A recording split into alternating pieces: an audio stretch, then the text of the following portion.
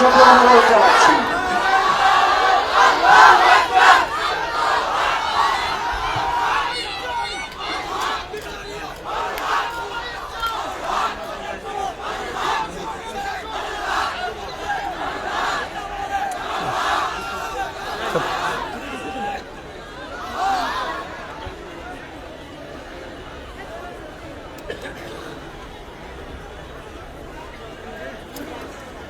السلام عليكم ورحمة الله.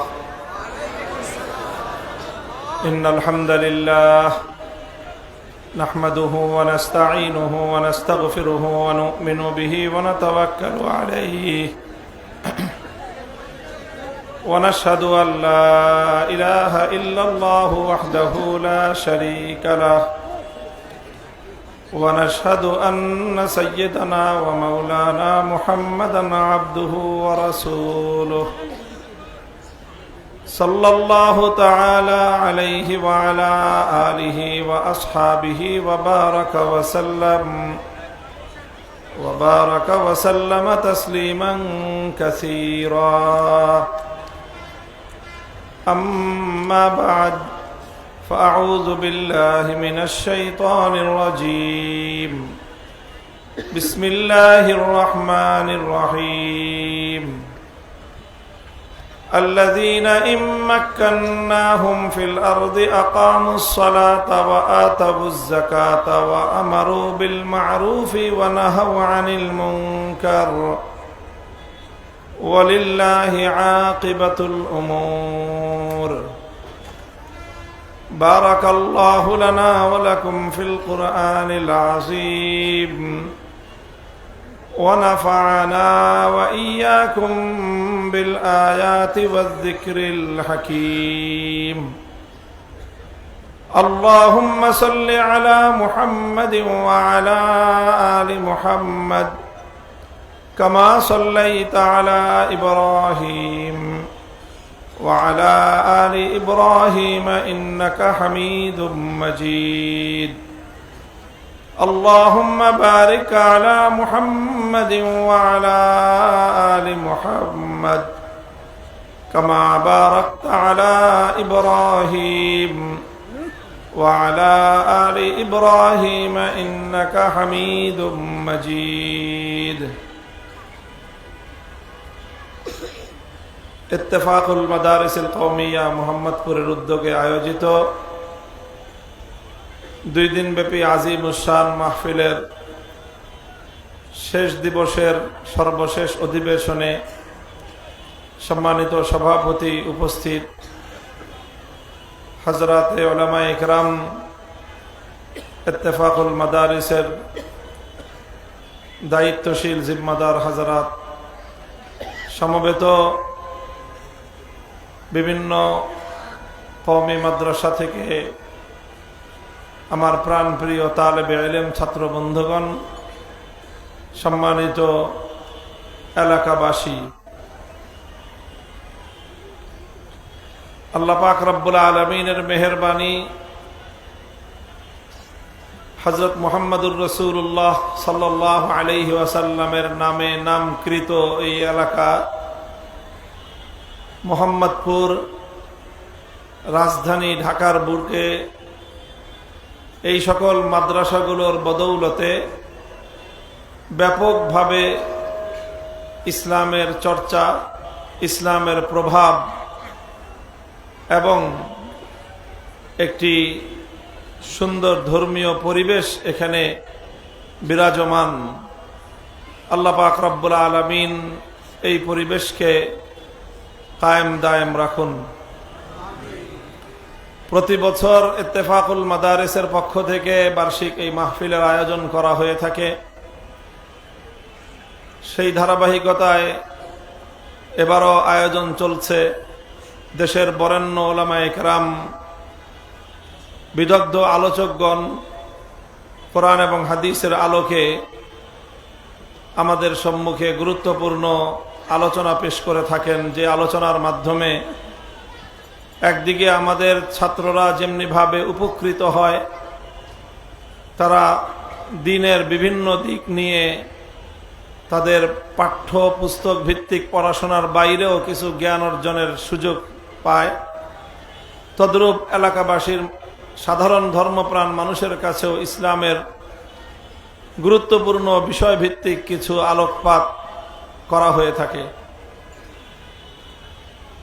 তো প্রতি বছরই সাধারণত শেষ দিনের শেষ পর্বে কিছু দায়িত্ব থেকে আমার কাঁধের উপর আমিও আপনাদের সামনে কিছু আলোচনা করি। সেই সুবাদে মাদ্রাসার ছাত্রদের পাশাপাশি এলাকার মানুষের সাথেও এই মাহফিলকে কেন্দ্র করে আমারও একটা যোগাযোগ হয়। আল্লাহ পাক রব্বুল আলামিন আমাদের পারস্পরিক এই সংযোগ, যোগাযোগ, আলাপ আলোচনার এই ধারাবাহিকতাকেও আল্লাহ পাক অব্যাহত রাখুন এবং এর মাঝে আরো বরকত দান করুন। বর্তমানে আমরা বাংলাদেশে আমাদের জাতীয় জীবনে একটা গুরুত্বপূর্ণ সময় অতিক্রম করছি। এটা একটা সংকটময় মুহূর্ত, যেরকম ঠিক এটি একটি সম্ভাবনাময়ের সময়। ইতিহাসের একটি টার্নিং পয়েন্টে আমরা দাঁড়িয়ে আছি, একটা বাক বদলের সময়। এই সময়ে জাতি যদি সঠিক সিদ্ধান্ত গ্রহণ করতে পারে, দেশকে যদি আমরা একটি সুন্দর ধারায় প্রবাহিত করতে পারি, তাহলে হয়তো এই টার্নিং পয়েন্ট থেকে আমরা সফল কাম হতে পারবো এবং বিজয়ের দিকে আমরা অগ্রসর হতে পারবো। আল্লাহ না করুন যদি আমরা, বিশেষ করে জাতির বিবেক, আলেম সমাজ, ধর্মীয় নেতৃত্ব, তারা যদি সঠিক সিদ্ধান্ত এবং সঠিক দায়িত্ব পালনে ব্যর্থ হয়, তাহলে হতে পারে জাতির জীবনে কোনো অন্ধকার এবং ভয়াবহ বিপর্যয় নেমে আসতে পারে। আল্লাহ রাব্বুল ইজ্জত আমাদের দেশ এবং জাতিকে সেই জাতীয় পরিণাম থেকে হেফাজত ফরমান। বন্ধুগণ, এই সকল বিষয়গুলোকে সামনে রেখে আমি খুতবার মধ্যে কোরআনে কারীমের সূরাতুল হজ্জের 41 নম্বর আয়াতটি তেলাওয়াত করেছি। আয়াতের মধ্যে আল্লাহ পাক রব্বুল আলামিন ইমানদারদের, মুমিন মুসলমানদের একটি বৈশিষ্ট্যের কথা আলোচনা করেছেন।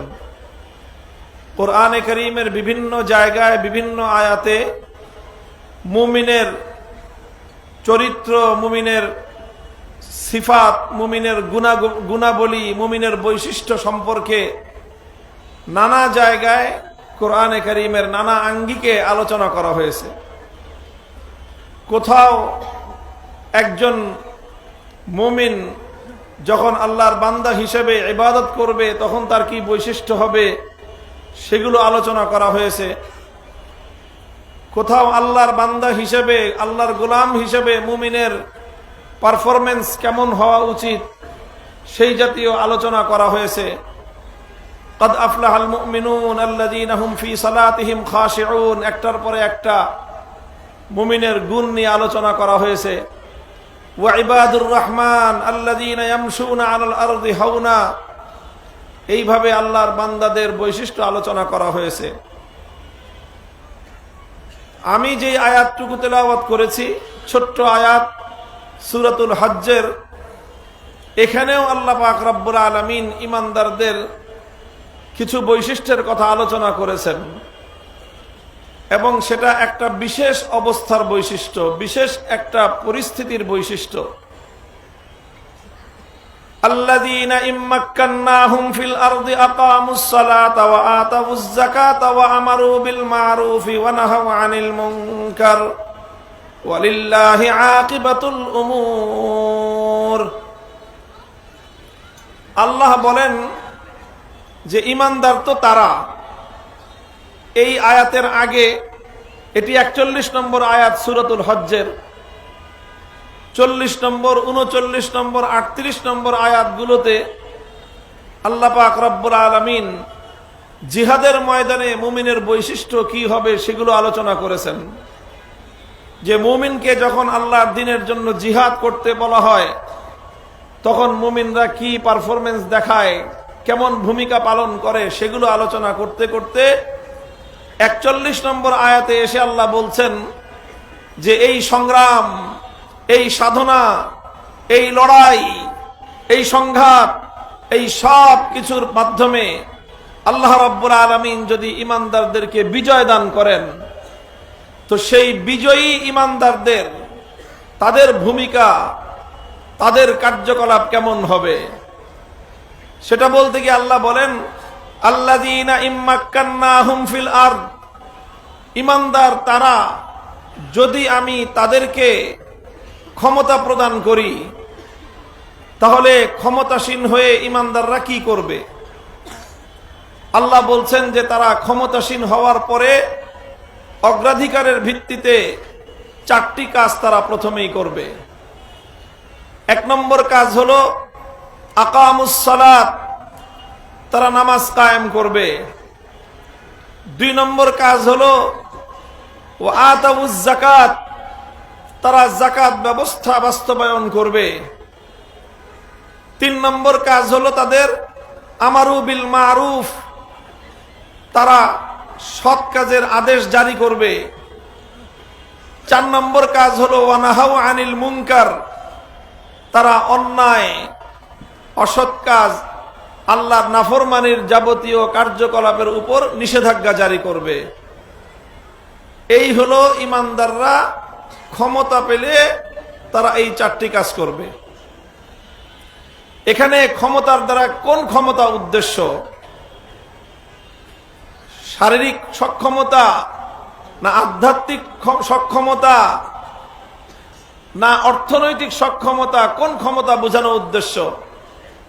ইমাম কুরতুবী রহমতুল্লাহ আলাইহি থেকে শুরু করে ইবনে কাসির রহমতুল্লাহ আলাইহি সহ প্রাচীন এবং হাল যুগের যত মুফাসসিরিন রয়েছেন, যারা কোরআনে কারীমের তাফসীর করেছেন, তারা প্রায় সকলেই কাছাকাছি মতামত ব্যক্ত করেছেন। মাক্কান্নাহুম ফিল আরদ, আল্লাহ যে বলছেন যে আমি যদি তাদেরকে ক্ষমতা দেই পৃথিবীতে, ফিল আরদ জমিনে, এই ক্ষমতার দ্বারা উদ্দেশ্য কি? আ'তাইনাহুম আস-সালতাহ ওয়া কাওয়াইনাহুম, এক কথায় সরল ভাষায় বলতে গেলে এখানে আল্লাহ যেই ক্ষমতা বুঝিয়েছেন সেটা রাষ্ট্র ক্ষমতা। সেটা কোন ক্ষমতা? রাষ্ট্র ক্ষমতা। অর্থাৎ আল্লাহ বলছেন আমি যদি ঈমানদারদেরকে রাষ্ট্র ক্ষমতা দান করি, তাহলে সেই রাষ্ট্র ক্ষমতা পেয়ে ঈমানদারদের আচরণ কেমন হবে, তাদের কর্মসূচি কি হবে। বন্ধুগণ, কোরআনে কারীমের এই আয়াত প্রথমেই ঈমানদারদের ঈমান এবং বিশ্বাসের মধ্যে, ঈমানদারদের আস্থা এবং তাওয়াক্কুলের মধ্যে একটা ধারণা আল্লাহ পাক বদ্ধমূল করে দিলেন। সেটা হলো মাক্কান্নাহুম ফিল আরদ, যে জমিনে ক্ষমতা দেন। ঈমানদাররা যদি ক্ষমতা চায়, যেই ক্ষমতা চায়, ক্ষমতা দেওয়ার মালিক কে? ক্ষমতা দেওয়ার মালিক কে? মাক্কান্নাহুম ফিল আরদ, জমিনের ক্ষমতার প্রকৃত মালিক হলেন আল্লাহ রাব্বুল আলামিন। সুতরাং কাউকে ক্ষমতা দেন আল্লাহ, যাকে ক্ষমতা দিতে চান তাকে আল্লাহ ক্ষমতা দান করেন। আবার যাকে আল্লাহ ক্ষমতা দেন, চাইলে আল্লাহ তার কাছ থেকে ক্ষমতা কেড়ে নেন। আল্লাহ যখন কাউকে ক্ষমতা দিতে চান, তখন তাকে ক্ষমতারোহণ থেকে বাধা দেওয়ার কোন শক্তি পৃথিবীতে থাকে না। আবার আমার আল্লাহ যখন কারো কাছ থেকে ক্ষমতা কেড়ে নিতে চান, পৃথিবীর কোন শক্তি তাকে ক্ষমতাসীন রাখতে পারে না। আল্লাহ পাক রব্বুল আলামিন অত্যন্ত শক্তিশালী ভাবে, দ্ব্যর্থহীন ভাষায় আল্লাহ রব্বুল ইজ্জত তার মহান কুদরতের বহির প্রকাশ ঘটিয়ে এই জায়গায় বিভিন্ন ইরশাদাত আল্লাহর কোরআনের মধ্যে আল্লাহ বর্ণনা করেছেন। অনেকে মনে করতে পারে যে বাস ক্ষমতা পেয়ে গেলেই হলো। সেই ক্ষমতা কুক্ষিগত করে রাখার চেষ্টা করে অনেক মানুষ। নিজের ক্ষমতাকে পাকাপোক্ত করার জন্য চারিদিক দিয়ে প্রতিরক্ষা ব্যূহ তৈরি করে, দুর্গ তৈরি করে, নানা ধরনের নিরাপত্তা ব্যবস্থা তৈরি করে অনেক সময় অনেক মানুষ দাম্ভিক হয়ে ওঠে, অহংকারের শীর্ষ চূড়ায় বসে এই ধরনের ঘোষণা প্রদান করে, আমাদেরকে পতন ঘটানোর কোনো শক্তি নাই। কেউ মন্তব্য করে, আমাদের কাছ থেকে ক্ষমতা কেউ কেড়ে নিতে পারবে না। ইতিহাস বলে যে যারা যত বেশি ক্ষমতাসীন হওয়ার পর দাম্ভিকতা প্রদর্শন করে, আমার আল্লাহ পাক রব্বুল আলামিন যখন তাদেরকে পাকড়াও করার সিদ্ধান্ত গ্রহণ করেন, যে যত বড় দাম্ভিক, যে যার ক্ষমতাকে পাকাপোক্ত করার জন্য যত দুর্বোধ্য ব্যবস্থা গ্রহণ করেন, আমার আল্লাহ যখন পাকড়াও করেন তখন ততটাই চরমভাবে, ততটাই ভয়াবহভাবে তার পতন ঘটে। ফাতাহুমুল্লাহু মিন হাইসু লাম ইয়াহতাসিবু, ফাতাহুমুল্লাহু মিন হাইসু লাম ইয়াহতাসিবু। আল্লাহ পাক রব্বুল আলামিন বহু দুর্ভেদ্য দুর্গের মধ্যে সুসংরক্ষিত ক্ষমতার মসনদ থেকে অনেক ক্ষমতাসীনকে আমার আল্লাহ উপড়ে ফেলে দিয়েছেন, এমন ভাবে উপড়ে ফেলে দিয়েছেন পৃথিবীর ইতিহাসে তার নাম নিশানা আমার আল্লাহ মুছে ফেলেছেন। কাজেই ইতিহাসের এই অধ্যায়গুলো সকলেরই পাঠ করা উচিত। যারা ক্ষমতার রাজনীতি করে, যারা ক্ষমতায় যাওয়ার স্বপ্ন দেখে, যারা ক্ষমতায় থাকে অথবা যারা ক্ষমতায় আসার প্রত্যাশা করে, তাদের প্রত্যেকেরই আমার আল্লাহ পাক রব্বুল আলামিনের এই নীতি এবং আল্লাহর পক্ষ থেকে সংগঠিত ইতিহাসের এই অনিবার্য অধ্যায়গুলোকে অধ্যয়ন করা উচিত। আমার আল্লাহর নীতি হাজার বছরের ইতিহাস পর্যালোচনা করলে দেখা যায়, ক্ষমতার মসনদে বসে কোন মানুষ যখন জুলুম করা শুরু করে, কোন শাসক গোষ্ঠী যখন অত্যাচার এবং অবিচারের পথ বেছে নেয় এবং সে অত্যাচার অবিচার করতে করতে যখন সীমা লঙ্ঘন করে, তখন তার মধ্যে একরকম আতঙ্ক তৈরি হয় স্বাভাবিকভাবেই। আর সেই আতঙ্ক থেকে অত্যাচারী জালিম শাসকেরা সব সময় ক্ষমতার মসনদকে রক্ষা করার জন্য চারিপাশ দিয়ে ক্ষমতা রক্ষার জন্য দুর্ভেদ্য কেল্লা তৈরি করে, প্রতিরোধ ব্যূহ তৈরি করে, নানা ধরনের বাহিনী তৈরি করে, ক্ষমতার মসনদকে আঁকড়ে ধরার জন্য মরণপণ চেষ্টা করে। ইতিহাস সাক্ষী, কোন জালেম অত্যাচারীর ক্ষমতা দীর্ঘস্থায়ী হয় না, বরং সে ক্ষমতাকে রক্ষা করার জন্য, ক্ষমতা আঁকড়ে থাকার জন্য যতই জুলুমের পথ অবলম্বন করতে থাকে, তার পরিণাম তত ভয়াবহ হতে থাকে। আমার বাংলাদেশ বিশ্ব ইতিহাসের এই অনিবার্য ধারার সর্বশেষ নজির। আমি তাই বাংলার মুসলমানদেরকে লক্ষ্য করে বলি, এই ইতিহাস থেকে আমাদের সকলেরই শিক্ষা গ্রহণ করা উচিত। ইন্না ফী যালিকা লাইব্রাতাল লিউলিল আবসার। এই সকল ঘটনার মধ্যে যারা শিক্ষা গ্রহণ করতে চায়, যারা বিবেকবান, আমার আল্লাহ পাক রব্বুল আলামিন তাদের জন্য শিক্ষার উপকরণ রেখে দিয়েছে। আমরা কেউ যেন ক্ষমতায় গিয়ে দাম্ভিক না হয়ে যাই, কেউ যেন ক্ষমতা পেয়ে মানুষের উপর জুলুম এবং অত্যাচারের স্টিম রোলার চালাবার মতো এই ভয়াবহ পথে যেন কেউ পা না বাড়ায়। মুহতারাম হাজিরিন, ইতিহাসের এক অনিবার্য শিক্ষা হলো এই, ইতিহাসের এক অনিবার্য শিক্ষা হলো এই, কোন গোষ্ঠী যদি চায় অথবা কোন ব্যক্তি যদি চায় তার শাসন দীর্ঘায়িত হোক, তাহলে তার উপায় হলো এই যে সে তার নাগরিকদের সাথে, জনগণের সাথে ন্যায়, ইনসাফ এবং সাম্যের আচরণ করবে। যদি সে জনগণের উপর, নাগরিকদের উপর কোন শাসক গোষ্ঠী জুলুমের পথ বেছে নেয়, অত্যাচারের পথ বেছে নেয়, হাজার হাজার বছরের ইতিহাসের অভিন্ন শিক্ষা হলো জুলুম এবং অত্যাচারের মাধ্যমে ক্ষমতার মসনদ টেকসই হয় না, বরং জুলুম আর অত্যাচারের মাধ্যমে ক্ষমতাসীনের জন্য ভয়াবহ পরিণাম ডেকে আনে।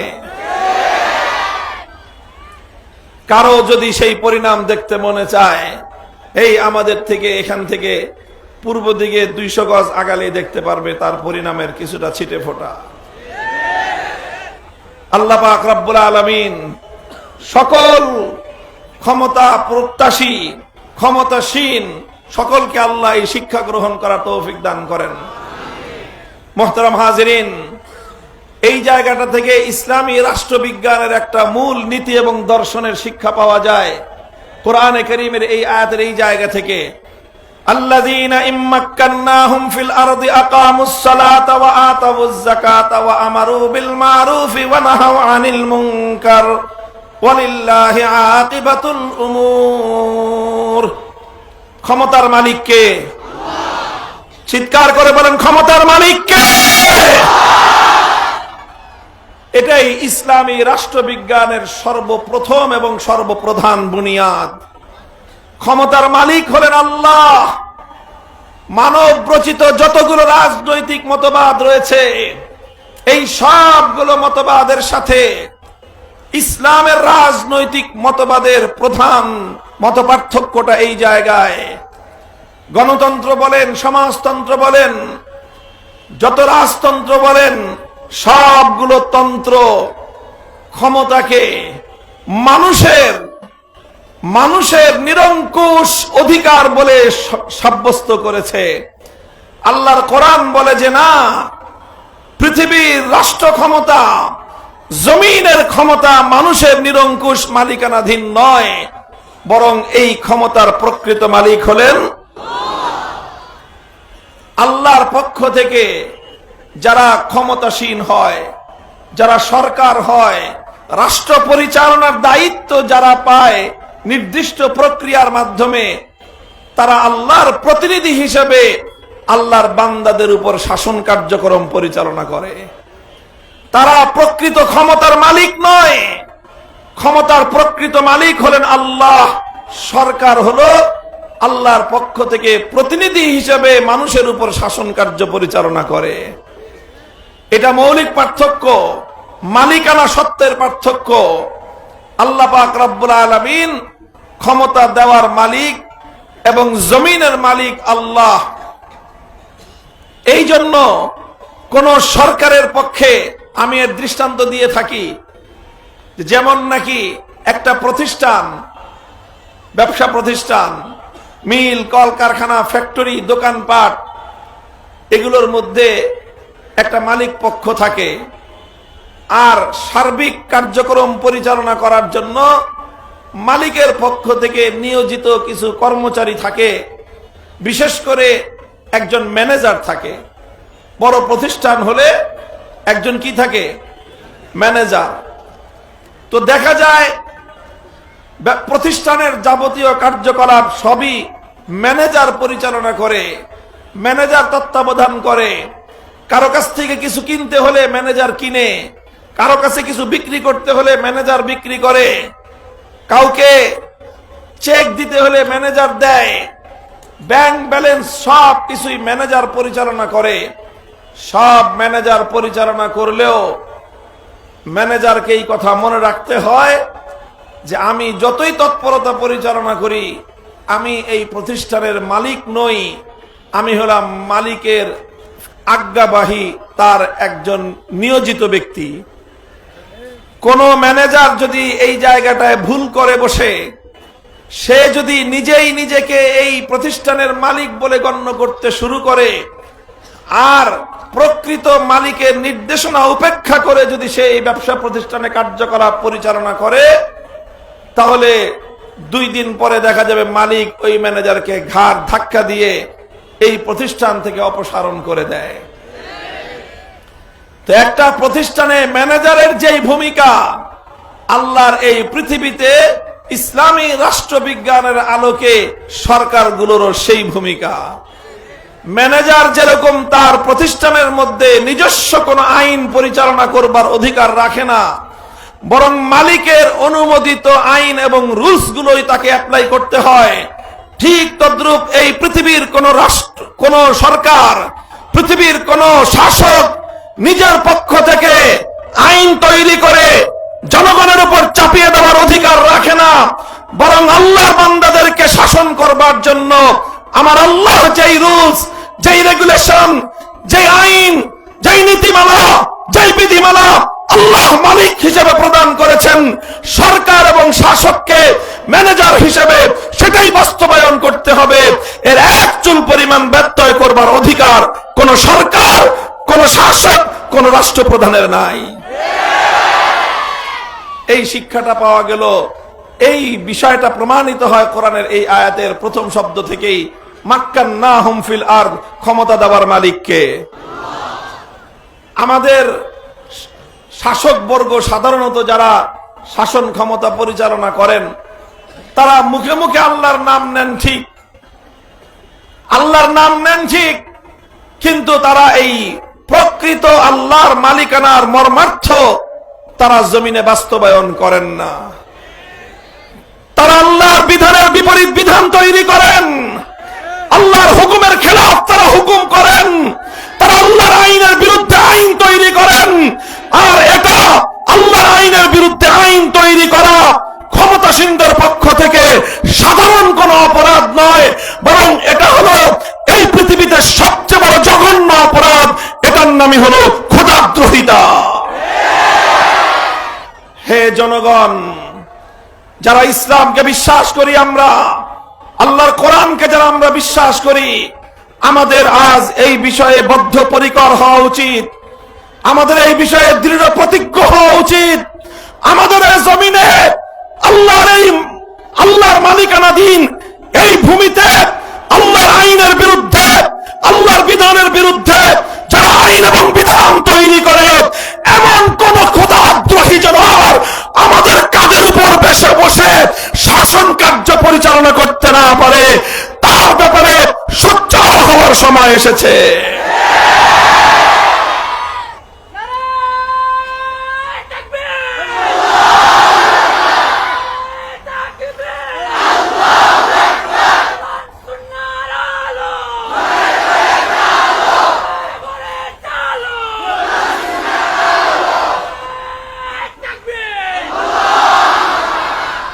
মুহতারাম হাজিরিন, এই দুটো কথা বললাম ভূমিকা স্বরূপ। এবার আমরা মূল আলোচনায় যাই। যদি আল্লাহ পাক ইমানদারদেরকে ক্ষমতা প্রদান করেন, অর্থাৎ তারা যদি রাষ্ট্রকে শাসন করার দায়িত্ব আল্লাহর পক্ষ থেকে প্রাপ্ত হয়, তখন এই রাষ্ট্র ক্ষমতা পেয়ে ইমানদাররা কি করবে? ইমানদারদের কাজ কি হবে? আল্লাহ বলছেন, এক নম্বর কাজ হবে আকামুস সালাহ, সালাত কায়েম করবে, নামাজ কায়েম করবে। দুই নম্বর কাজ হবে ওয়াতাউজ যাকাত, যাকাত ভিত্তিক অর্থ ব্যবস্থা প্রতিষ্ঠা করবে। তিন নম্বর এবং চার নম্বর কাজ হলো আমর বিল মারুফ এবং নাহি আনিল মুনকার করবে। মুহতারাম হাজিরিন, এখানে স্বাভাবিকভাবেই আমাদের মধ্যে কারো কারো মধ্যে সংশয় তৈরি হতে পারে, মনের মধ্যে দ্বিধা সৃষ্টি হতে পারে যে সরকারের কাজ বুঝি নামাজ কায়েম করা, সরকারের কাজ কি যাকাত বাস্তবায়ন করা? এটা হলো আমাদের সাধারণে প্রচলিত আজ যেই ধারণা জন্ম নিয়েছে, পশ্চিমা ইসলাম বিদ্বেষী সমাজ ব্যবস্থার করতলগত থেকে থেকে আমাদের মধ্যে যেই সকল ভ্রান্তি, যেই সকল মূর্খতা, যেই সকল জাহালাত আজ মুসলিম সমাজের মধ্যে জেকে বসেছে, তার মধ্যে অন্যতম একটি মূর্খতা এবং জাহালাত হলো এই যে কোরআন যে বলে দিয়েছে রাষ্ট্র ক্ষমতা পেলে সরকারের অগ্রাধিকার ভিত্তিতে প্রথম দুটি কাজ হবে নামাজ কায়েম করা, যাকাত বাস্তবায়ন করা। এরপরে 3 নম্বর 4 নম্বর কাজের কথা বলেছেন, সৎ কাজের আদেশ দেওয়া, অসৎ কাজে নিষেধাজ্ঞা জারি করা। এই কাজগুলোকে আজকের সমাজ এমনকি অধিকাংশ মুসলমানরা পর্যন্ত অজ্ঞতা বশত এগুলোকে তারা সরকারের কোনো কাজই মনে করে না। আর এর পরিণামেই, এর কারণে আজ উম্মতে মুসলিমার এই দুর্দশা, মুসলিম জাতির আজকে এই পতন। তার বড় কারণ হলো মুসলিম জাতি আজ এই মূর্খতার শিকার, তারা এই ভ্রান্তির শিকার। এই উম্মাহকে এই ভ্রান্তি থেকে উদ্ধার করা আমাদের জিম্মাদারি। আল্লাহ বলতেছেন প্রথম দায়িত্ব হলো আকামুস সালাত, সালাত কায়েম করা। আমরা প্রশ্ন করতে পারি যে সালাত কায়েম করলে কি হবে? মুহতারাম হাজিরিন, নামাজের ব্যাপারে আমরা প্রত্যেকেই জানি ইসলামের মধ্যে নামাজের গুরুত্বটা কোথায়, কতটা বেশি। আল্লাহ রাসূল সাল্লাল্লাহু আলাইহি ওয়াসাল্লাম পরিষ্কার বলেছেন, আস-সালাতু ইমাদুদ্দিন, মান আকামাহা ফাকাদ আকামাদ-দ্বীন ওয়া মান হাদামাহা ফাকাদ হাদামাদ-দ্বীন। নামাজ হলো দ্বীনের খুঁটি। যে ব্যক্তি এই খুঁটিকে ঠিক রাখলো সে দ্বীন এবং ইসলামকে ঠিক রাখলো, আর যেই খুঁটিকে ধ্বংস করে দিল, ধসিয়ে দিল, সে দ্বীন এবং ঈমানকেই ধসিয়ে দিল। নামাজ শুধুমাত্র মুসলমানের পরকালীন মুক্তির গ্যারান্টি নয়, শুধুমাত্র পরকালীন মুক্তিরই গ্যারান্টি নয়। নামাজ যেমনি ভাবে মুমিনের জান্নাতে যাওয়ার জন্য, পরকালীন মুক্তির জন্য বেহেশতের চাবি হলো নামাজ। আস-সালাতু মিফতাহুল জান্নাহ, মিফতাহুল জান্নাতিস সালাহ। জান্নাতের চাবি কি? জোরে বলেন, জান্নাতের চাবি কি? সুতরাং নামাজ ছাড়া, এই হাদিসের মর্ম হলো জান্নাতের দরজা খুলবে না, বেহেশতে প্রবেশ করা যাবে না। নামাজ হলো পরকালীন মুক্তির চাবিকাঠি। কোরআনের এই আয়াত সূরা হজের 41 নম্বর আয়াত বলে যে নামাজ মুসলমানদের শুধুমাত্র পরকালীন মুক্তির চাবিকাঠি নয়, বরং নামাজ মুসলমানদের, মুসলিম জাতির ইহকালীন উন্নতিরও চাবিকাঠি। নামাজ শুধু মুসলমানদের পরকালীন উন্নতির চাবি নয়, বরং নামাজ মুসলিম জাতির ইহকালীন উন্নতি এবং সমৃদ্ধিরও বুনিয়াদ হলো নামাজ। প্রশ্ন করতে পারি, নামাজের দ্বারা মুসলমানদের ইহকালীন উন্নতি কিভাবে সাধিত হওয়া সম্ভব? মুহতারাম হাজিরিন, এই বিষয়টাকে একটু বলার জন্য ইতিহাস থেকে, হাদিসের পাতার ইতিহাস, নভেল নাটকের ইতিহাস নয়, হাদিসের পাতার একটি উদ্ধৃতি আমি প্রদান করছি আপনাদের সম্মুখে। খলিফাতুল মুসলিমিন ওমরে ফারুক রাদিয়াল্লাহু তাআলা আনহুর নাম মুসলমানরা সকলেই জানি। পৃথিবীর ইতিহাসে শুধু মুসলিম জাতির মধ্যে নয়, বরং বিশ্ব ইতিহাসে সফল রাষ্ট্রনায়ক হিসেবে 10 জনের নামের তালিকা প্রণয়ন করলে জাতি, ধর্ম, বর্ণ নির্বিশেষে প্রতিটি মানুষ যেই নাম বাদ দিয়ে 10 জন বিশ্ব শাসকের নাম লিখতে পারবে না, তাদের মধ্যে একজন হলেন খলিফাতুল মুসলিমিন ওমরে ফারুক রাদিয়াল্লাহু আনহু। আটলান্টিক মহাসমুদ্রের তীর থেকে আফ্রিকার জঙ্গলের গহীন অঞ্চল পর্যন্ত অর্ধ পৃথিবী যিনি শাসন করেছিলেন, এবং যার যুগে মুসলমানরা আটলান্টিক সমুদ্রের তীরে গিয়ে বলেছিলেন, সমুদ্রের অপর প্রান্তে পৃথিবীর কোন মানুষ বসবাস করে সেটা যদি আমরা নিশ্চিতভাবে জানতে পারতাম, তাহলে এই সমুদ্র পাড়ি দিয়ে সেখানে আল্লাহর দ্বীনের ঝান্ডা, কালেমার ঝান্ডা আমরা উড্ডীন করতাম। সুবিশাল এই পৃথিবী, সেই বিশাল জগতের একজন সফলতম রাষ্ট্রনায়ক ওমরে ফারুক রাদিয়াল্লাহু আনহু, আমরা শুধুমাত্র তাকে সফল রাষ্ট্রনায়ক হিসেবে জানি, হয়তোবা তার চেয়ে আরেকটু বেশি যারা ইতিহাস পর্যালোচনা করেন তারা হয়তো তার সাফল্যের কীর্তি গাথাগুলো, তার সাফল্যের যে ইতিহাস, সেই ইতিহাসগুলো আমরা জানি। কিন্তু আমরা কয়জন জানি এই সাফল্যের পিছনে রহস্যটা কি ছিল? কিসের ভিত্তিতে খলিফা ওমর এমন সাফল্য অর্জন করেছিলেন? আমি তার ছোট্ট একটা উদ্ধৃতি দেই আপনাদের সম্মুখে। বুখারী শরীফের হাদিসের মধ্যে একটা ওমরে ফারুক রাদিয়াল্লাহু আনহুর একটি উদ্ধৃতি বর্ণিত হয়েছে। খলিফা ওমর তার গোটা রাষ্ট্রের, খেলাফতের প্রতিটি গভর্নর, রাষ্ট্রের প্রত্যেকজন গুরুত্বপূর্ণ দায়িত্বশীলের নামে একটা রাষ্ট্রীয় ফরমান জারি করেছিলেন। একটা রাষ্ট্রীয় ফরমান খলিফার পক্ষ থেকে সকল গভর্নরদের নামে, সকল শাসকদের নামে, প্রশাসকদের নামে। কি ছিল সেই ওনার পক্ষ থেকে প্রেরিত যেই সার্কুলার, তার যে নির্দেশনার ভাষা কি ছিল? বুখারীর হাদিসের মধ্যে বর্ণিত হয়, খলিফা ওমর লিখেছেন, ইন্না আহাম্মা উমুরিকুম ইনদি আস-সালাহ, ইন্না আহাম্মা উমুরিকুম ইনদি আস-সালাহ, ফামান হাফিজাহা ফাহুয়া লিমা সিওয়াহা আহফাজ, ওয়া মান দাইয়াহা ফাহুয়া লিমা সিওয়াহা আদিয়াউ। হে আমাদের খেলাফতের সকল প্রশাসক বর্গ, সকল রাজ্যের গভর্নর যারা রয়েছে, তোমাদের প্রতি আমার নির্দেশ হলো, শুনে রাখো, আমার দৃষ্টিতে তোমার সবচেয়ে গুরুত্বপূর্ণ জিম্মাদারি হলো নামাজ কায়েম করা।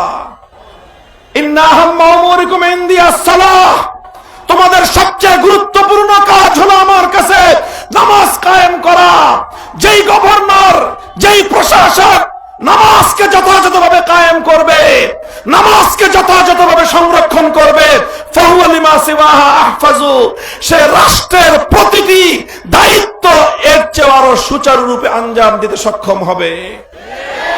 ওয়ামান দাইয়াহা, ওয়ামান দাইয়াহা, যেই গভর্নর, যেই প্রশাসক, রাষ্ট্রের যেই আমলা নামাজকে ধ্বংস করবে, নামাজকে যথাযথভাবে আঞ্জাম দিবে না, ফাহুয়া লিমা সিওয়াহা আদিয়াউ, যার হাতে নামাজ নষ্ট হবে তার দ্বারা রাষ্ট্রের কোন একটা কাজ সুচারুরূপে আঞ্জাম পেতে পারে না।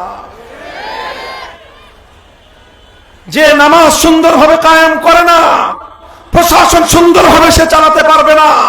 যে নামাজ সুন্দরভাবে কায়েম করে না, জনগণের অধিকার সে সুন্দরভাবে আদায় করবে না। যে নামাজ সুন্দরভাবে কায়েম করে না, রাষ্ট্রীয় দায়িত্ব পালন করবার ক্ষেত্রে সততার পরিচয় সে দেবে না। যে নামাজ সুন্দরভাবে কায়েম করবে না, তাকে যদি ব্রিজ বানানোর কন্ট্রাক্ট দেওয়া হয়, দায়িত্ব দেওয়া হয়, জনগণের অর্থে ব্রিজ নির্মাণ করবার সময় রডের বদলে সে বাঁশ দিবে। এটাই হলো খলিফা ওমরের এই কথার মর্মার্থ। এই জন্য খলিফা ওমর যে মূলনীতির ভিত্তিতে সফল রাষ্ট্রনায়ক হয়েছিলেন, সফলভাবে খেলাফাকে পরিচালনা করেছিলেন, তার অন্যতম বুনিয়াদ হলো এটাই যে তিনি তার সকল শাসক প্রশাসকদেরকে, সকল গভর্নরদেরকে বলে দিয়েছিলেন, খবরদার, আমার অধীনস্থ কোন সরকারি আমলা কর্মকর্তা, কোন মন্ত্রী, মিনিস্টার, কোন সচিবের দ্বারা যদি নামাজের মধ্যে গাফলতির প্রমাণ হয়, আমি ওমর আমার শাসনকালে তাকে আমি রাষ্ট্রীয় কোন গুরুত্বপূর্ণ দায়িত্ব আমি দেব না। মুহতারাম হাজিরিন, আমরা বলতে চাই, হে উম্মতে মুসলিমা, আজ তোমরা রাষ্ট্র থেকে নামাজকে বিচ্ছিন্ন করে, শুধুমাত্র নামাজকে বিচ্ছিন্ন করো নাই, তোমাদের গৌরবোজ্জ্বল ইতিহাস থেকে তোমরা তোমাদেরকে বিচ্ছিন্ন করেছো, নিজেদের নাম মুছে ফেলবার নিজেরাই সেই মৃত্যু পরোয়ানায় দস্তখত করেছো। নামাজের ব্যাপারে স্বয়ং আমার আল্লাহ দায়িত্ব নিয়েছেন, ইন্নাস সালাতা তানহা আনিল ফাহশাই ওয়াল মুনকার। যদি নামাজ কায়েম হয়, কোন ব্যক্তি যদি নামাজকে আঁকড়ে ধরে, এই নামাজ তাকে তার সকল অন্যায় কাজ থেকে বিরত রাখবে, এই নামাজ তাকে সকল অশ্লীল কাজ থেকে বিরত রাখবে। হাদিসের মধ্যে বিবরণ পাওয়া যায়, এক ব্যক্তি নামাজও পড়তো, চুরিও করত। নবীজির কাছে অভিযোগ এসেছিল যে, ইয়া রাসূলুল্লাহ, অমুক ব্যক্তি নামাজও পড়ে, চুরিও করে। আল্লাহর নবী আস্থার সঙ্গে বলেছিলেন, ও যদি নামাজ পড়তে থাকে, নামাজ যদি না ছাড়ে, এই নামাজ ওকে আজ না হয় কাল ওর এই অন্যায় অপকর্ম, চুরির মতো অবৈধ কার্যকলাপ থেকে তাকে অবশ্যই বিরত রাখবে। এবং বাস্তবিক পক্ষেই দেখা গিয়েছে, এটাই প্রতিফলিত হয়েছে। আমরা আজ বলতে চাই, এই রাষ্ট্রযন্ত্র, এই সরকার ব্যবস্থাকে দুর্নীতিমুক্ত করার জন্য অনেক অভিযান পরিচালনা করা হয়েছে, অনেক ধরনের চেষ্টা ফিকির করা হয়েছে। দুর্নীতির বিরুদ্ধে জিরো টলারেন্স, দুর্নীতির বিরুদ্ধে একজনে জিহাদ ঘোষণা করেছিলেন। কিন্তু আজকে যদি বাংলাদেশের মানুষের কাছে জিজ্ঞাসা করা হয়, আমি বাংলাদেশের, এখানে তো মাদ্রাসার আলেম ওলামা ছাত্ররা বেশি, এই জন্য এখানে আমি প্রশ্নটা করলাম না, কিন্তু আমি হাজার হাজার মানুষের, সাধারণ মানুষের কাছে প্রশ্ন করে যে জবাব পেয়েছি, যে আজ আমাদের রাষ্ট্রের সরকারি যে সকল অফিস আদালত আছে, সেই সকল অফিস আদালতে গিয়ে যে কোনো সেক্টরের হোক, যে কোনো বিভাগের সরকারি অফিস আদালতে জনগণ যদি কাজ করতে যায়, সেবা নিতে যায়, তার প্রাপ্য সেবাটুকু যদি একটা সাধারণ নাগরিক সরকারি কোন অফিস আদালত থেকে উসুল করতে যায়, আমি প্রশ্ন করেছি, ঘুষ ছাড়া, উৎকোচ ছাড়া আপনারা কত পার্সেন্ট কাজ অফিস আদালত থেকে, সরকারি অফিস আদালত থেকে পান বলেন? মানুষ জবাব দিয়েছে। এখানে মাদ্রাসার ছাত্ররা জবাব দিয়েন না, তোমরা দিও না, আলেম ওলামারাও জবাব দিয়েন না, আমার এলাকাবাসী যারা আছেন আপনারা বলেন দেখি, বুকে হাত দিয়ে বলেন, আমাদের চেহারার দিকে তাকায় বলতে হবে না, আপনার বিবেকের কাছে আপনি জবাব দেন। সাধারণ ভাইয়েরা, এলাকাবাসী, কত পার্সেন্ট কাজ সরকারি অফিস আদালত থেকে ঘুষ মুক্ত, দুর্নীতিমুক্ত ভাবে করতে পারেন বলেন? এই যে এলাকাবাসী বলতেছে 0%, 0% বলতেছেন। আচ্ছা, না হয় তর্কের খাতিরে মেনে নিলাম 5%, 95% কাজ সরকারি অফিস আদালত থেকে ঘুষ ছাড়া, উৎকোচ ছাড়া, দুর্নীতি ছাড়া হয় না।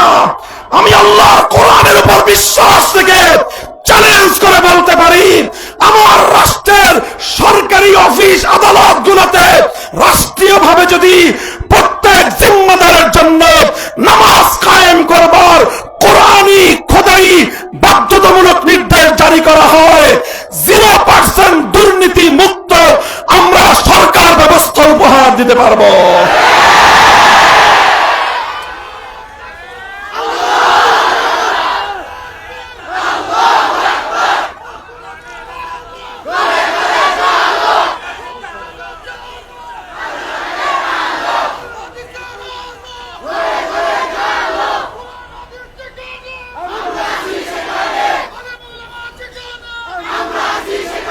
মুসলমান, তোমরা তোমাদের দৃষ্টিভঙ্গি বদলাও। হে ইমানদারেরা, তোমরা তোমাদের দৃষ্টিভঙ্গি বদলাও। আজ মুসলমানদের দৃষ্টিভঙ্গির মধ্যে শুধু একটা মূর্খতা নয়, একটা জাহিলিয়াত বসবাস করতেছে। আপনারা বলবেন, মূর্খতা না বলে জাহিলিয়াত বললেন কেন? মূর্খতার চেয়েও 10 গুণ বেশি অন্ধকার হলো জাহিলিয়াত। সেই জাহিলিয়াত হলো আমরা নিজেরা নিজেদের কর্তৃত্বাধীন জায়গাগুলোতে আমরা চাই না নামাজি মানুষ নিয়োগ পাক।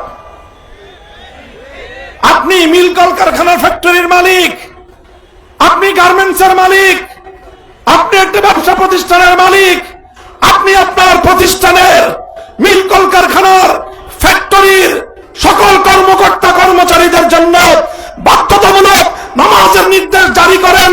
আমি দায়িত্ব নিয়ে বলছি, 2 থেকে 6 মাসের মধ্যে আপনার প্রতিষ্ঠানে দেখবেন আপনার প্রতিষ্ঠানের নৈতিকতার মান উন্নত হবে, আপনার ব্যবসার মধ্যে আরো বেশি বরকত এবং সফলতা আসবে ইনশাআল্লাহ। আমরা এটা করতে চাই না, কারণ আমরা সবকিছু নিজেদের চর্ম চোখে দেখতে চাই। অন্তর্দৃষ্টি দিয়ে দেখার মতো মানসিকতা আমাদের মধ্য থেকে লুপ্ত হয়ে যাচ্ছে। আল্লাহ উম্মাহকে এই জাহিলিয়াত থেকে পরিত্রাণ দান করুন। সুতরাং ইসলাম কেন সরকারকে সর্বপ্রথম নামাজ কায়েম করতে বলেছে?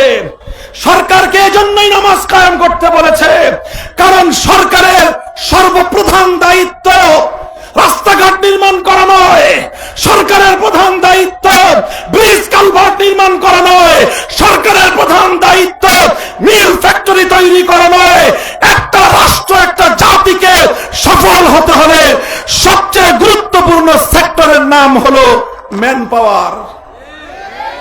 ম্যান পাওয়ার তৈরি করেন, মানব সম্পদ তৈরি করেন। মানব সম্পদ তৈরি করার জন্য সবচেয়ে গুরুত্বপূর্ণ উপাদান হলো মানুষের মধ্যে নৈতিকতা তৈরি করেন।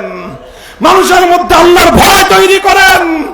যখনই আপনি মানুষের মধ্যে নৈতিকতা, আল্লাহর ভয় তৈরি করতে পারবেন, সেই মানুষকে যদি আপনি রাস্তার কাজ দেন, বর্তমান দুর্নীতিগ্রস্ত রাস্তার কন্ট্রাক্টরদের চেয়ে রাস্তা নির্মাণকারী সিটি কর্পোরেশনের প্রশাসন থেকে তারা কম করে হলেও 5 গুণ কম অর্থে এর চেয়ে 5 গুণ উন্নত সড়ক তারা নির্মাণ করে দিবে।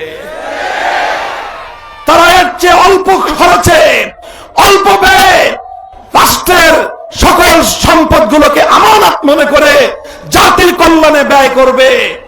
মুহতারাম হাজিরিন, এই জন্য সরকারের প্রধান দায়িত্ব এবং কর্তব্য হলো সরকার পরিচালনার জন্য জাতির নৈতিকতার মান উন্নয়ন করা। দুর্ভাগ্য আমাদের দুর্ভাগ্য, আমাদের পূর্বপুরুষরা চেষ্টা করেছিলেন এমন একটা দেশ গঠন হোক যেই দেশের শাসক বর্গ আল্লাহর কোরআনের আইন অনুযায়ী দেশ চালাবে। যদি 47 সালে পশ্চিম পাকিস্তানের খান পাঠানরা আমাদের সঙ্গে গাদ্দারি আর বিশ্বাসঘাতকতা না করত, এই জমিনে আল্লাহর কোরআনের খোদাই শরীয়তের শাসন ব্যবস্থা বাস্তবায়িত হতো। শরীয়তের শাসন ব্যবস্থা বাস্তবায়িত হলে আজ স্বাধীনতার 24 আর 55 প্রায় 80 বছর পরে এসে আমাদের জাতিকে কলঙ্কের বোঝা নিয়ে বিশ্ব দরবারে মাথা নিচু করে বাঁচতে হতো না। মুহতারাম হাজিরিন, এই জন্য আমরা বলি, হে জাতি, একটু সজাগ হও। তোমাদের পূর্বপুরুষদের সেই চেতনাকে আবার তোমরা একটু ধারণ করো। ইনশাআল্লাহ তোমরা এমন এক সমাজ গড়তে পারবা, তোমরা এমন একটা রাষ্ট্র গড়তে পারবা, যেই সমাজ এবং রাষ্ট্র 21শ শতাব্দীতে বিশ্ব দরবারে সর্বদিক থেকে সমৃদ্ধ, আত্মমর্যাদা সম্পন্ন, মাথা উঁচু করার জাতিতে আমরা পরিণত হতে পারবো ইনশাআল্লাহ। আল্লাহ আমাদেরকে তৌফিক দান করেন। মুহতারাম হাজিরিন, এই কথাটা আমি বললাম, নামাজের কথা বললাম। আকামুস সালাত, সালাত কায়েম করা সরকারের সর্বপ্রধান দায়িত্ব এবং কর্তব্য। এবং ইনশাআল্লাহ এই সালাতের মাধ্যমে, নামাজের মাধ্যমে রাষ্ট্রের নাগরিকদের যেমনি ভাবে পরকালীন মুক্তি নিশ্চিত হবে, এই নামাজের মাধ্যমে একটা জাতি, একটা রাষ্ট্রের ইহকালীন সবচেয়ে বড় উন্নতির দ্বার উন্মোচিত হয়ে যাবে ইনশাআল্লাহুল আজিজ। এরপর আল্লাহ দ্বিতীয় নির্দেশনা দিয়েছেন, ওয়াতাউজ যাকাত, যাকাত বাস্তবায়ন করো। যাকাতটাকে এত প্রায়োরিটি দেওয়া হলো কেন? সরকারের অন্য কাজের তুলনায় যাকাত ভিত্তিক অর্থ ব্যবস্থার প্রতি মনোযোগ দেওয়ার জন্য আল কোরআন কেন মুসলিমদেরকে, মুসলিম সরকারদেরকে, মুসলিম রাষ্ট্রনায়কদেরকে কেন গুরুত্ব প্রদান করলো? তার কারণ আমাদেরকে সর্বপ্রথম যাকাতের মূল স্পিরিটটা বুঝতে হবে। যাকাত সম্পর্কে স্বয়ং আল্লাহর রাসূল সাল্লাল্লাহু আলাইহি ওয়াসাল্লামের হাদিস আছে, তুখাযু মিন আগনিয়াইহিম ওয়া তুরাদ্দু আলা ফুকারাইহিম। যাকাতের মূল মন্ত্র হলো এই, ধনীর সম্পদ থেকে গরিবের হিস্সা আদায় করে গরিবকে তার পাওনা বুঝিয়ে দেওয়ার নামই হলো যাকাত। ধনীর সম্পদ থেকে, আবার বলছি, বড়লোকের সম্পদ থেকে গরিবের হিস্সা আদায় করে রাষ্ট্রীয় ব্যবস্থাপনায় গরিবের দুয়ারে দুয়ারে তাদের অধিকার পৌঁছে দেওয়ার নামই হলো যাকাত ব্যবস্থা। মুহতারাম হাজিরিন, যাকাত ভিত্তিক অর্থ ব্যবস্থার সবচেয়ে বড় সুফল হলো এই, যেই রাষ্ট্র যাকাত ভিত্তিক ইসলামী অর্থ ব্যবস্থা বাস্তবায়ন করবে, সেখানে কোনোদিন বৈষম্য থাকবে না। সেখানে একদল মানুষ তারা আকাশচুম্বী সম্পদের পাহাড় গড়বে, আর দেশের মাস পিপল, দেশের সকল জনসাধারণ দারিদ্র্য সীমার নিচে বসবাস করবে। আল্লাহর কসম খেয়ে বলি, কোন রাষ্ট্র জাতি যদি যাকাত ব্যবস্থা বাস্তবায়ন করে, সেই জাতির মধ্যে ধনী দরিদ্রের মাঝে আকাশ পাতাল ব্যবধান কোনোদিনও থাকতে পারে না। আজ আমরা এমন এক দেশে বসবাস করি, দুর্ভাগ্য আমাদের, যাকাত গুলো উসুল করা এখন শুধু মাদ্রাসার দায়িত্ব হয়ে গেছে। যাকাতের কথা বলা এখন শুধুমাত্র মসজিদের ইমামদের জিম্মাদারি হয়ে দাঁড়িয়েছে। আর যাকাত আদায় করা এটা শুধুমাত্র হাজী সাহেব দিনদারদের কাজ হয়ে গেছে। আর অধিকাংশ বড় শিল্পপতি মুসলমানরা যাকাত দেওয়াটাকে তাদের দায়িত্ব মনে করে না। তারা সম্পদের পাহাড় গড়ে, এক একজন হাজার হাজার কোটি টাকার মালিক, আর দেশের 99% মানুষ তারা স্বল্প আয়ে দিন গুজরান করে। এই রকম অর্থনৈতিক বিশাল বৈষম্য সুন্দর কোন সমাজ কোনদিন উপহার দিতে পারে না। আজ প্রচলিত সমাজ ব্যবস্থায় পুঁজিবাদী অর্থ ব্যবস্থার একটা আমাদের মধ্যে প্রচলন চলছে। আর এই পুঁজিবাদী অর্থ ব্যবস্থার অর্থই হলো এই, সমাজের স্বল্প সংখ্যক পুঁজিপতি তারাই একটা রাষ্ট্রের, একটা জাতির সম্পূর্ণ সম্পদের মালিকানা কক্ষিগত করে রাখবে, আর সাধারণ মানুষরা তাদের দেওয়া দান দক্ষিণায় অল্প কিছু খেয়ে পরে বেঁচে থাকবে। এটাই হলো পুঁজিবাদী অর্থ ব্যবস্থার মূল সারমর্ম। আমি আপনাদেরকে একটা ছোট্ট পরিসংখ্যান শুনাই। এই যে আলহামদুলিল্লাহ আমাদের বাংলাদেশের ব্যাপারে তো আমাদের সকলেরই এক গল্প শুনতে শুনতে মুখস্থ হয়ে গেছে যে বাংলাদেশ এখন পৃথিবীতে উন্নয়নের রোল মডেল। খুব উন্নয়ন নাকি বাংলাদেশে হয়েছে, অর্থনৈতিক উন্নতি হয়েছে। এদেশের মানুষের মাথাপিছু আয় বেড়েছে। মাথাপিছু আয় মানে পার ক্যাপিটা ইনকাম বেড়েছে। মাথাপিছু আয় মানে কি? মানে গড় আয় বেড়ে গেছে। গড় আয় বাড়াটা এটা কোন জাতির প্রকৃত অর্থনৈতিক উন্নয়নের এটা কোনো মানদণ্ড হতে পারে না। আমি ডিফার করছি আজকের পুঁজিবাদী অর্থ ব্যবস্থার সাথে আমরা শক্তভাবে মতভিন্নতা করছি। জিডিপি গ্রোথ বৃদ্ধি পাওয়া, দেশের আভ্যন্তরীণ মোট উৎপাদন বৃদ্ধি পাওয়া, অথবা পার ক্যাপিটা মাথাপিছু ইনকাম বৃদ্ধি পাওয়া একটি জাতির সত্যিকার অর্থনৈতিক উন্নয়নের কোন মানদণ্ড হতে পারে না। অথচ আমাদেরকে এই সকল গাল গল্প শোনানো হয়। কেমন গাল গল্প? আমাদের বর্তমান বাংলাদেশের যে সর্বশেষ অর্থ বছর 2024-25 অর্থ বছর, বাংলাদেশের ফিসক্যাল ইয়ার অর্থনৈতিক বর্ষ শুরু হয় জুলাই মাসের 1 তারিখ থেকে, শেষ হয় জুন মাসের 30 তারিখে। জুলাই 2024 থেকে জুন 2025 পর্যন্ত আমাদের সর্বশেষ অর্থ বছর। জুলাই 2025 থেকে জুন 2026 পর্যন্ত বর্তমানে চলতি অর্থ বছর চলছে। চলতি অর্থ বছরের পূর্ণাঙ্গ হিসাব তো এখনো আসে নাই, বছর শেষে আসবে। সর্বশেষ যে অর্থ বছর, সেই অর্থ বছরে বাংলাদেশের মানুষের মাথা পিছু আয় কত জানেন? বাংলাদেশের জনগণের মাথা পিছু আয় হলো $2,820। মাসিক আয় $2,820। বাংলাদেশের স্থানীয় মুদ্রায় টাকার মূল্যে আসে 3,40,000। কয় লক্ষ? এই যে বিশাল মানুষের জমজমা, জিজ্ঞাসা করেন এই মানুষগুলোর মধ্যে কয়জন মানুষের ইনকাম মাসে 3,40,000 আছে? আপনারা যারা বড় লোক আছেন তারাই বলেন দেখি, 3,40,000 কয়জনে কামান মাসে? তাহলে বলবেন, তাহলে আমরা দেশে কিন্তু মানুষ কম না, কম করে হলো 18 কোটি মানুষ। 18 কোটি মানুষের প্রত্যেকটা মানুষের মাথা পিছু আয় যদি 3,40,000 টাকা করে হয়ে থাকে মাসে, তাহলে বাংলাদেশের মাসিক মোট আয় কত এটা আপনি কল্পনা করতে পারেন? এবার যোগ দিয়ে দেখেন, পূরণ দিয়ে দেখেন। 18 লক্ষ দিয়ে 3,40,000কে পূরণ দিয়ে দেখেন বাংলাদেশের প্রতি মাসে গড় আয় গোটা জাতির কত দাঁড়ায়। এত আয় কিভাবে হয়? আপনি কামান কয় হাজার, সাধারণ মানুষ যারা দারিদ্র সীমার নিচে বসবাস করে ৫-৭ হাজার টাকা কামায়, মধ্যবিত্ত মানুষ ২০-৩০ হাজার টাকা কামায়, উচ্চবিত্ত মানুষ হয়তো ১-১.৫ লক্ষ টাকা কামায়, তাহলে প্রতিটা মানুষের মাথা পিছু আয় ৩,৪০,০০০ হতে হলে কি পরিমাণ ইনকাম? সেই ইনকাম লক্ষ লক্ষ মানুষ করে না, সেই ইনকাম করে গুটি কতেক মানুষ।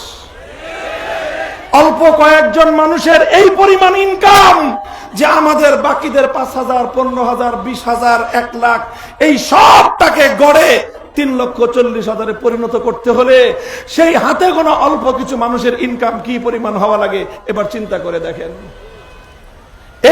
এর মাধ্যমে কি হয়? এর মাধ্যমে সমাজে অর্থনৈতিক বৈষম্য তৈরি হয়, ধনী আর দরিদ্রের মধ্যে আকাশ পাতালের ব্যবধান তৈরি হয়। যারা পুঁজিপতি হাজার হাজার নয় লক্ষ লক্ষ কোটি টাকা তারা ইনকাম করে, সাধারণ মানুষ তারা তাদের নিত্য প্রয়োজন স্বার্থে তাদের গলদঘর্ম হতে হয়, মাথার ঘাম পায়ে ফেলে অর্থ উপার্জন করতে পারে না, দারিদ্র সীমার নিচে বসবাস করে আজ আমাদের দেশের মানুষ। কথা বলেন ঠিক না বেঠিক? মুহতারাম হাজিরিন, এই জায়গাটায় আমি আমার সাধারণ জনগণকে একটু কথাটা বোঝানোর চেষ্টা করতেছি। কোরআন হাদিসের এলেমের পাশাপাশি আমি আবার আপনাদের এই অর্থনীতি নিয়ে একটু পড়াশোনা করার সুযোগ পেয়েছি। অর্থনীতিতে অনার্স পড়েছি, মাস্টার্সও পড়েছি। অর্থনীতির এই সকল ফাঁকফোকর কিছুটা আমাদের জানা আছে। এই যে হিসাব, পার ক্যাপিটা ইনকামের হিসাব, জিডিপি গ্রোথ ডেভেলপমেন্টের যে হিসাব, এটা জাতির সঙ্গে প্রতারণা ধোঁকাবাজি ছাড়া কিছুই নয়। বলবেন কেমন ধোঁকাবাজি? আমি একটা দৃষ্টান্ত দেই, একটা গল্পের মাধ্যমে। এক বেটা গেছে শুট বুট কোট পরে, শুটেড বুটেড কোটেড হয়ে রাস্তা দিয়ে চলতে চলতে সে এক জায়গায় এসে উপনীত হয়েছে, সেখানে একটা খাল। কি একটা? এখন এসে চিন্তা করতেছে যে এই খালটা কি পার হওয়া যাবে কি যাবে না।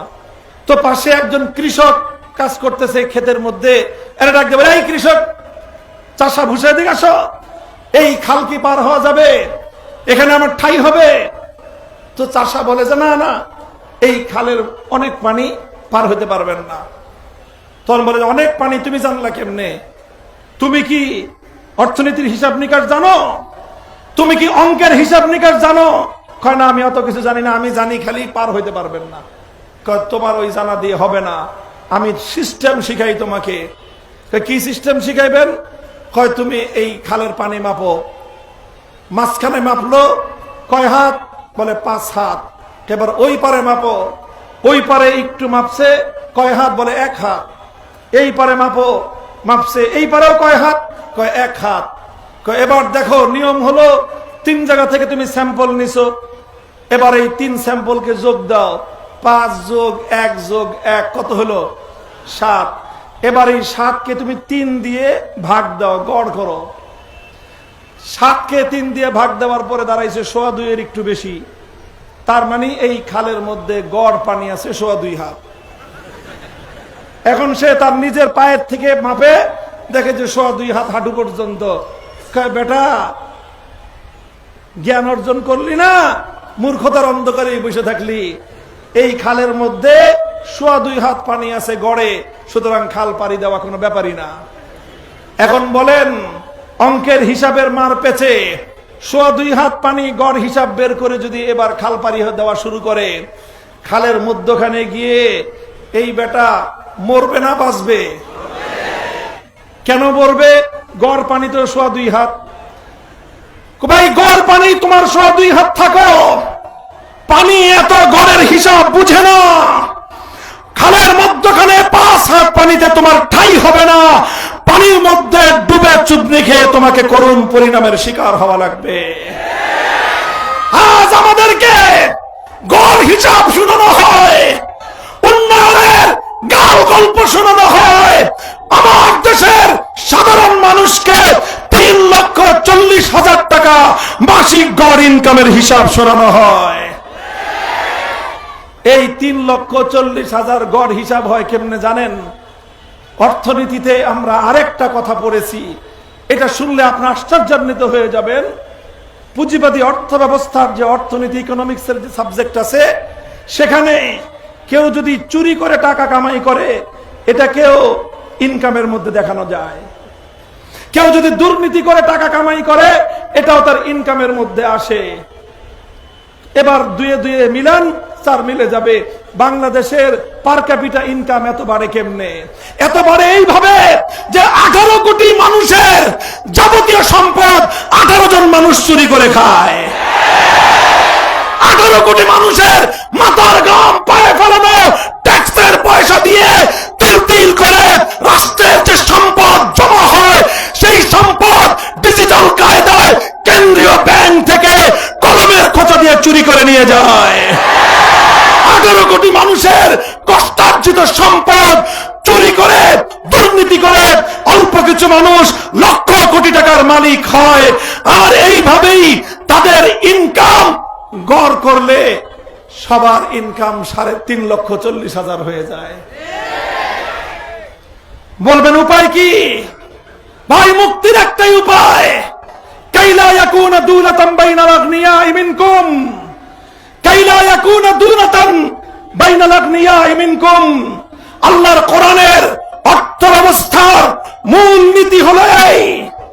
উলামায়ে কেরাম, ছাত্র জনতা কান খাড়া করে শুনে রাখো, মুসলমানরা সারা বিশ্ব শাসন করেছে, ইনসাফের শাসন উপহার দিয়েছে।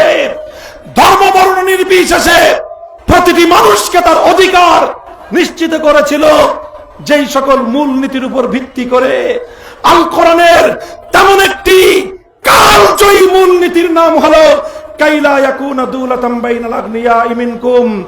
সম্পদ কোন শ্রেণী বিশেষের কাছে কুক্ষিগত হতে দেওয়া যাবে না।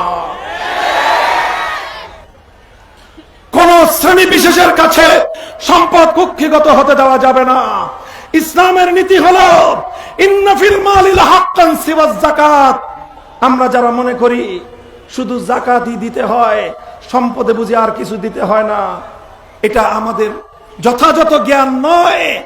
বরং পূর্ণাঙ্গ ইনফরমেশন হলো এই, ফুল ইনফরমেশন হলো এই, যেই দেশের মানুষ না খেয়ে মারা যাবে, যেই জনপদের মানুষ তারা মৌলিক প্রয়োজন পূরণ করতে ব্যর্থ হবে, যেই জনপদের একজন রিকশাওয়ালা তার সন্তানের মুখের প্রয়োজনীয় আহার তুলে দিতে পারবে না, যেই সমাজের একজন কুলি মজুর তার বৃদ্ধ মায়ের চিকিৎসা করতে পারবে না, যেই সমাজের একজন মানুষ তার অসুস্থ স্ত্রীর ডেলিভারির সেই চিকিৎসার খরচ জোটাতে পারবে না, সেই জনপদে যেই বেটা 3টা প্রাডো গাড়ি হাঁকাবে, যার 10 তলা 10টা বাড়ি থাকবে, সেই বাড়ি প্রাডো গাড়ি বিক্রি করে গরিবের চিকিৎসা এবং তার দৈনন্দিন জীবন বাঁচানোর ব্যবস্থা করা রাষ্ট্রের জিম্মাদারি।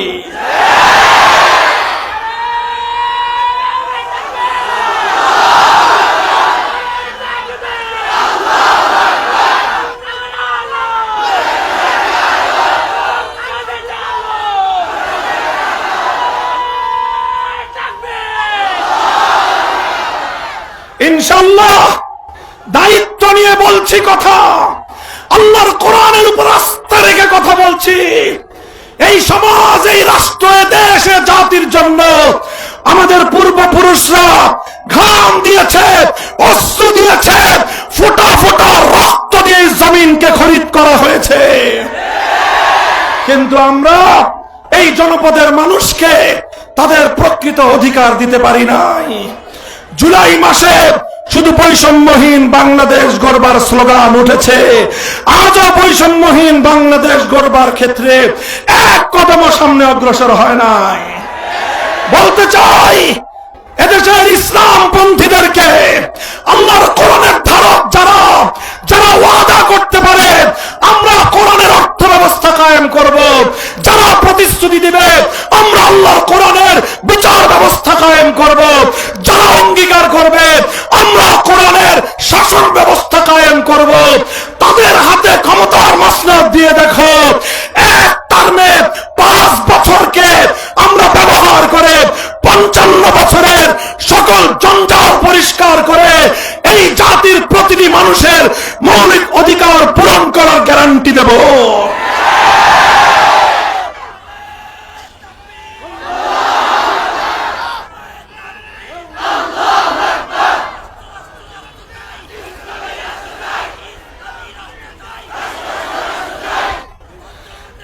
মুহতারাম হাজিরিন, আপনারা অনেকে মনে করতে পারেন যে এই হুজুর তো খালি এরকম জোরে জোরে কথাই বলে যায়।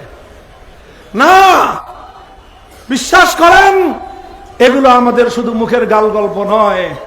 কথা বলতে গিয়ে আবেগ চলে আসে। আবেগটা এজন্য চলে আসে কারণ আল্লাহর কোরআন এবং ইসলামের উপর আমাদের সে অগাধ আস্থা এবং বিশ্বাস আছে। আমরা না, আমি তো এটাও বলি, তোমরা যারা বিগত দিনে ক্ষমতা চালিয়েছো, বিগত 55 বছর যারা মুসলমানদের এই জনপদ শাসন করেছো, তোমরা আজকে গ্যারান্টি দাও তোমরা ক্ষমতায় গিয়ে আল্লাহর কোরআনের শাসন কায়েম করবা। এই নিশ্চয়তা দাও। আমরা প্রতিশ্রুতি দিচ্ছি, আমরা রাজনীতি করার কোনো প্রয়োজন নাই। আমরা রাজনীতিতে মনের সুখে আসি নাই। আমাদের স্বাধীনতা পরবর্তী বাংলাদেশে আমাদের রাজনীতিতে আসবার একটা প্রেক্ষাপট আছে। একটা প্রেক্ষাপট আছে। যাদের বয়স 45 বছরের কম, প্রেক্ষাপটটা তাদের জন্মের আগের। আমাদের বাংলাদেশের রাজনীতির উত্থান ঘটেছিল আলেম ওলামাদের, ইসলামপন্থীদের। 1981 সালে হাফিজ হুজুর রহমতুল্লাহ আলাইহি নামক বাংলাদেশের একজন শতবর্ষের শ্রেষ্ঠ বুজুর্গ রাজনীতিতে পদার্পণ করার মাধ্যমে। হাফিজ হুজুর কিভাবে রাজনীতিতে এসেছিলেন? হাফিজ হুজুর রাজনীতিতে আসবার আগে বিএনপি এবং আওয়ামী লীগ, বিশেষ করে এই দুই দল, এরপরে যারা ক্ষমতায় আসলেন, জাতীয় পার্টির তখন পার্টি গঠিত হয় নাই, হোসেন মোহাম্মদ এরশাদ সাহেব, তাদের প্রত্যেকের নামে তিনি চিঠি লিখেছিলেন, খোলা চিঠি। সেই চিঠি জাতীয় গণমাধ্যমের মাধ্যমে প্রচার করেছিলেন। তিনি তাদেরকে বলেছিলেন, তোমরা মুসলমানের সন্তান, তোমরা মুসলমানের সন্তান, তোমরা আল্লাহর কোরআনের শাসন কায়েম করো, কোরআনের বিচার ব্যবস্থা বাস্তবায়ন করো, কোরআনের অর্থ ব্যবস্থা বাস্তবায়ন করো, আমরা তোমাদেরকে সহযোগিতা করব, দেশ ইনশাআল্লাহ উন্নত হবে। কিন্তু দুর্ভাগ্যজনকভাবে হাফিজ হুজুর রহমতুল্লাহ আলাইহির সেই পত্রের ইতিবাচক জবাব কোন একটা দলের পক্ষ থেকে আসে নাই। তখন হাফিজ হুজুর বললেন, আল্লাহর কোরআনের এই ব্যবস্থাগুলো শুধু তিলাওয়াত করার জন্য নয়, শুধু দাওয়াত দেওয়ার জন্য নয়, বরং চেষ্টা করে দেখার জন্য যে আমরা নিজেরাই বাস্তবায়ন করতে পারি কিনা। তাই তিনি ডাক দিলেন, রাজনীতিতে নামলেন, জনগণকে আযান দিয়ে বললেন, আমাদের হাতে ক্ষমতা দাও, আল্লাহর কোরআনকে রাষ্ট্র ক্ষমতায় বাস্তবায়নের মাধ্যমে জাতির ভাগ্য আমরা পরিবর্তন করতে চাই। এই হলো আমাদের রাজনীতিতে আগমনের ইতিহাস। 45 বছর পরে এসে হাফিজের দরবারের এক সন্তান গোটা বাংলার আলেম সমাজের পক্ষ থেকে আবারও ঘোষণা করছি, আল্লাহর কোরআনের সমাজ কায়েম করবার ঘোষণা যদি আজও কনভেনশনাল পলিটিক্যাল পার্টিগুলো দিতে পারে, আমরা তাদেরকে অকাতরে সহযোগিতা করে যাব। আমাদের রাজনীতির দরকার নাই। কিন্তু দুর্ভাগ্যজনক ভাবে তারা তো বারবার একটা কথাই বলে, তারা নাকি শরিয়া আইনে বিশ্বাসী করে না। দুঃখ আমাদের এই জায়গায়। তুমি বলো মুসলমান কোরআনকে বিশ্বাস করো না, তুমি বলো ইমানদার আল্লাহর আইনকে বিশ্বাস করো না, তুমি বলো রাসূলের উম্মত নবীজির আদর্শকে বিশ্বাস করো না। এটা কেমন ইমানদার আমাদের বুঝে আসে না। হে মুসলমান, আসো, আলেম সমাজের উপর আস্থা রাখো, আমাদের হাতকে শক্তিশালী করো। ইনশাআল্লাহ তোমার বাংলাদেশ ইনশাআল্লাহ সমৃদ্ধ বাংলাদেশ হবে, আত্মমর্যাদা সম্পন্ন বাংলাদেশ হবে ইনশাআল্লাহ। ভাই,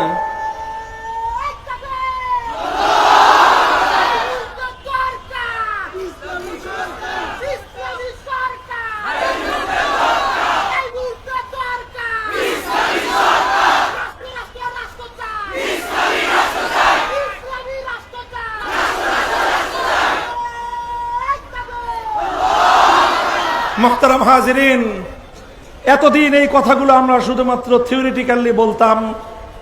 বিশেষ করে গত 100 বছর ধরে পৃথিবীতে কোরআনী শাসন ব্যবস্থার, কোরআনী অর্থ ব্যবস্থার, কোরআনী বিচার ব্যবস্থার, কোরআনী শাসন ব্যবস্থার কোনো প্র্যাকটিক্যাল দৃষ্টান্ত দেখাতে পারতাম না। এই জন্য অনেক মানুষ মনে করত আমাদের এই কথাগুলি বুঝি ফাঁকা বুলি। আলহামদুলিল্লাহ 2021 সালের আগস্ট মাসের পর থেকে আল্লাহ পাক রব্বুল আলামিন, হে ওই সকল মানুষ যারা আমাদের কথাগুলোকে শুধু ফাঁকা বুলি মনে করতা, আজ পৃথিবীতে তার জ্বলন্ত দৃষ্টান্ত আল্লাহ পাক বাস্তবায়ন করে এগুলোকে যেন কেউ ফাঁকা বুলি মনে না করে, তার যৌক্তিকতা আল্লাহ পাক প্র্যাকটিক্যাল ভাবে আজকের পৃথিবীতে বাস্তবায়ন করে দেখিয়েছেন। বলবেন কি প্র্যাকটিক্যাল? বেশি কিছু বলবো না। এই চলছে ডিসেম্বর মাস, ডিসেম্বর মাসের আগে নভেম্বরের আগে অক্টোবরের আগে সেপ্টেম্বর মাস। সেপ্টেম্বর মাসে আমি নিজে পৃথিবীর একটা ভূখণ্ড ভ্রমণ করে এসেছি, নিজের স্বচক্ষে প্রত্যক্ষ করে এসেছি। এমন একটা দেশ, আমার দেশের তুলনায় ভৌগোলিকভাবে অনেক বড়, 6.5 লক্ষ বর্গ মাইলের একটা দেশ। জনসংখ্যা আমাদের চেয়ে অনেক কম, 4 কোটি জনসংখ্যা। সেই দেশ 2021 সালের 15ই আগস্ট 40 বছর যুদ্ধ করে পৃথিবীর সকল সুপার পাওয়ার গুলিকে নাকে দড়ি দিয়ে লেজ গুটিয়ে ঝাঁটা পেটা করে বিদায় করে তারপরে ক্ষমতার মস্তদে গিয়ে কোরআনী শাসন কায়েম করা হয়েছে। এগুলো এখন আর গাল গল্প নয়, এগুলো গাল গল্প নয়। ইমারতে ইসলামিয়া সেই রাষ্ট্র, যেই রাষ্ট্রটা 15 বছর পর্যন্ত যুদ্ধ করেছে যাদের নাগরিকরা সোভিয়েত ইউনিয়নের সাথে, তাদেরকে পরাজয়ের গ্লানি দিয়েছে। এরপরে 2001 থেকে 2021 সাল 20 বছর লড়াই করেছে আমেরিকার নেতৃত্বাধীন ন্যাটো বাহিনীর সাথে। গোটা পশ্চিমা বিশ্ব ঐক্যবদ্ধ হয়ে তাদের উপর হামলা চালিয়েছিল। 40 বছরের যুদ্ধ, 25 লক্ষ মানুষের শাহাদাত। কত লক্ষ মানুষ? আর আমাদের দেশে 9 মাসে যুদ্ধ করে কত লক্ষ? এই আরেক দুঃখের কাহিনী। বলতে গেলেই তো অনেকে মাইন্ড করবে যে হুজুর সব সত্য কথা বলে দিতে হয় নাকি। আরে ভাই, একটা কথা মনে রাখবেন, আল্লাহর কোরআন থেকে আমরা শিখেছি, আমার নবী আমাকে শিখিয়েছেন, মিথ্যার উপর ভিত্তি করে কোনোদিন কোনো গৌরব প্রতিষ্ঠা হতে পারে না। ইনশাআল্লাহ এখন তো অনেকে এরকম মনে করে যে ইনশাআল্লাহ আগামী দিনে হুজুররাও ক্ষমতায় আসতে পারে। আলহামদুলিল্লাহ বলেন।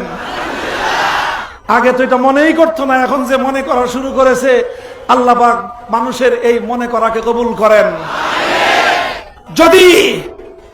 যদি আল্লাহ পাক আমাদেরকে রাষ্ট্র ক্ষমতা প্রদান করেন, 1971-এর মহান মুক্তিযুদ্ধের বীর শহীদানদের নির্ভুল তালিকা প্রণয়ন করব ইনশাআল্লাহ।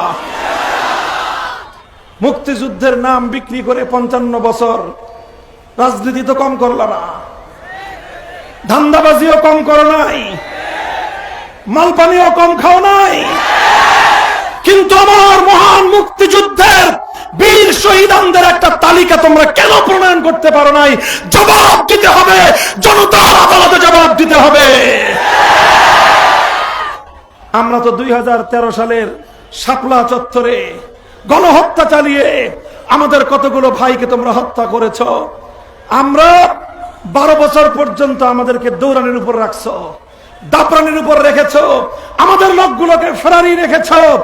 আমরা স্থির হতে পারি নাই, কাজ করতে গেলে ধরে নিয়ে জেলের মধ্যে পুরে রেখেছ বছরের পর বছর।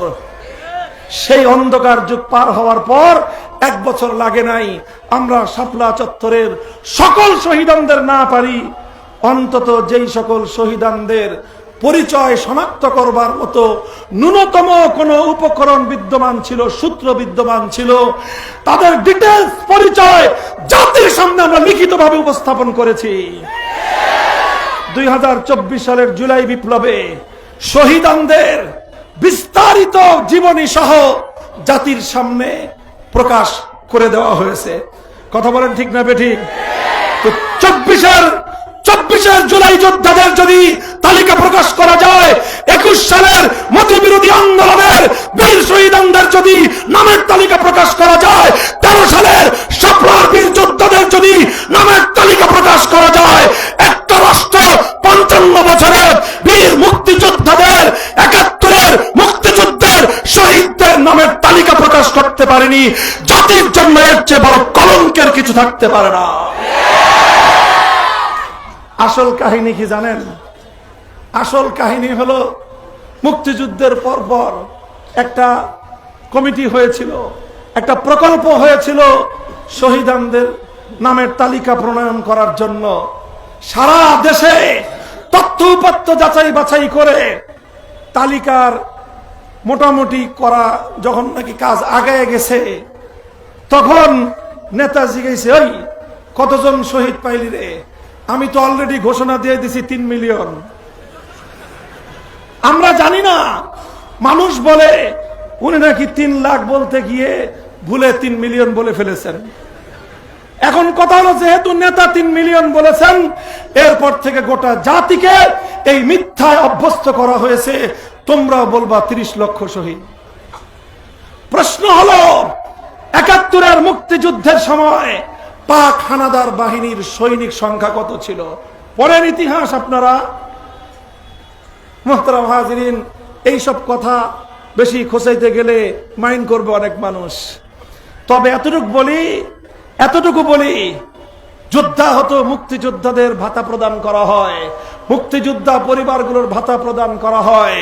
যাদের নামে দেশ পেলাম, যাদের থেকে দেশ পেলাম, যাদের থেকে স্বাধীনতা পেলাম, যাদের নাম বিক্রি করে চেতনার বাণিজ্য করলাম, শহীদদের নামের তালিকা প্রণয়ন করতে পারলাম না, এর চেয়ে কলঙ্কজনক অধ্যায় একটা রাষ্ট্রের জন্য আর কিছুই হতে পারে না।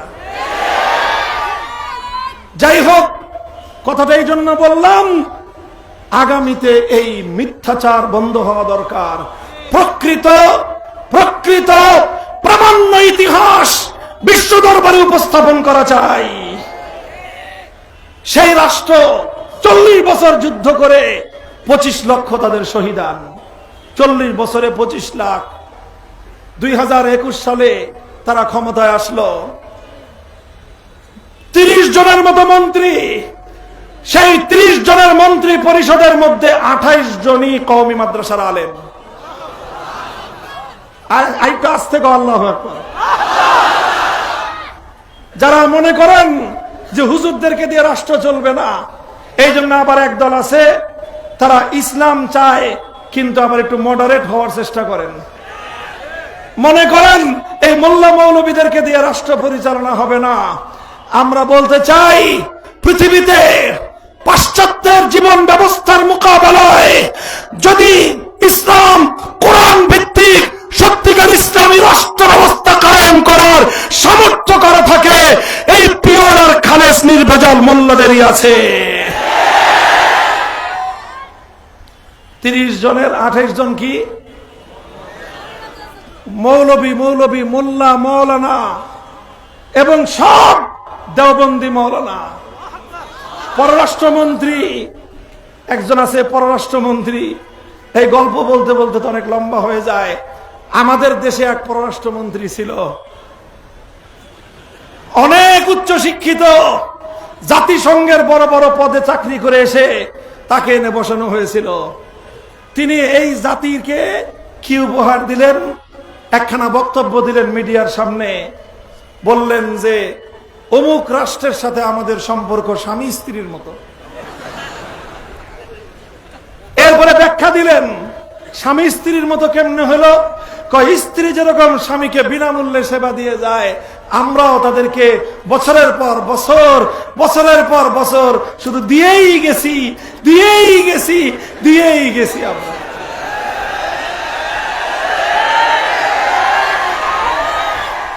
এরপরে তিনি বললেন, যেহেতু আমরা গোটা রাষ্ট্রটাকে ফোকলা করে ওদেরকে দিয়ে গেছি, এই জন্য ওই রাষ্ট্রের সরকারের উচিত এই দলকেই ভবিষ্যতেও ক্ষমতায় রাখা। তার মানে, আরে ভাই, এটা তো কোনো আমার বানানো বক্তব্য না, এটা গোটা মিডিয়াতে এসেছে। তার মানে সেই দলটাকে ওই রাষ্ট্রই ক্ষমতায় রাখতো। আমি রাষ্ট্রের নামও বললাম না, দলটার নামও বললাম না।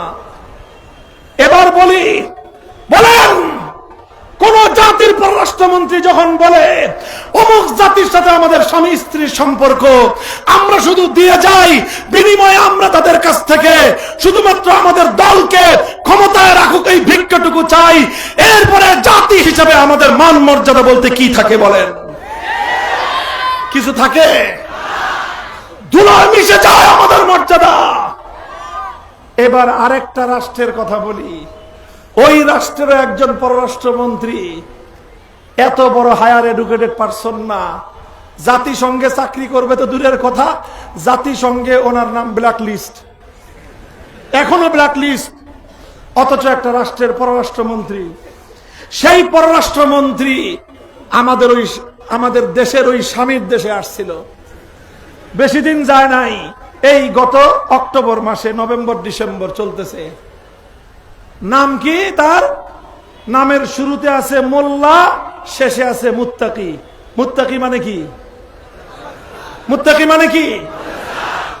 মানে সাধারণ মোল্লা না, আমাদের মতো সাধারণ মোল্লা না, পরহেজগার মোল্লা, মোল্লা মোহাম্মদ আমির খান মুত্তাকি। এই পররাষ্ট্রমন্ত্রী যখন ওনাদের স্বামীদের দেশে আসলো, ওই পররাষ্ট্রমন্ত্রীকে সংবর্ধনা জানানোর জন্য এই দেশে ওই দলের স্বামীর দেশের পররাষ্ট্রমন্ত্রী সহ গোটা পররাষ্ট্র মন্ত্রণালয়, রাষ্ট্রের ঊর্ধ্বতন কর্তৃপক্ষ লাল গালিচা বিছায় লাইন ধরে দাঁড়ায় থাকে। বিশ্ব মিডিয়ায় ছবি ছাপাইলো, তাকাইলে দেখা যায় মোল্লার পাশে ওই বিশাল রাষ্ট্রের পররাষ্ট্রমন্ত্রীর মনে হয় বাঘের সামনে বিলাই দাঁড়াইছে। কথা বলেন ঠিক কিনা? আরে ভাই, এগুলো তো সারা দুনিয়া দেখেছে। তোমরা যাদেরকে গোটা দেশের সব কিছু উজাড় করে দিয়ে শুধুমাত্র ক্ষমতার মসনদ কুক্ষিগত করে রাখবার মতো একটু ভিক্ষার করুণা চাও, মোল্লারা সেই রাষ্ট্রে যাওয়ার পর তাদের পদভারে গোটা দেশ থরথর করে কেঁপে ওঠে।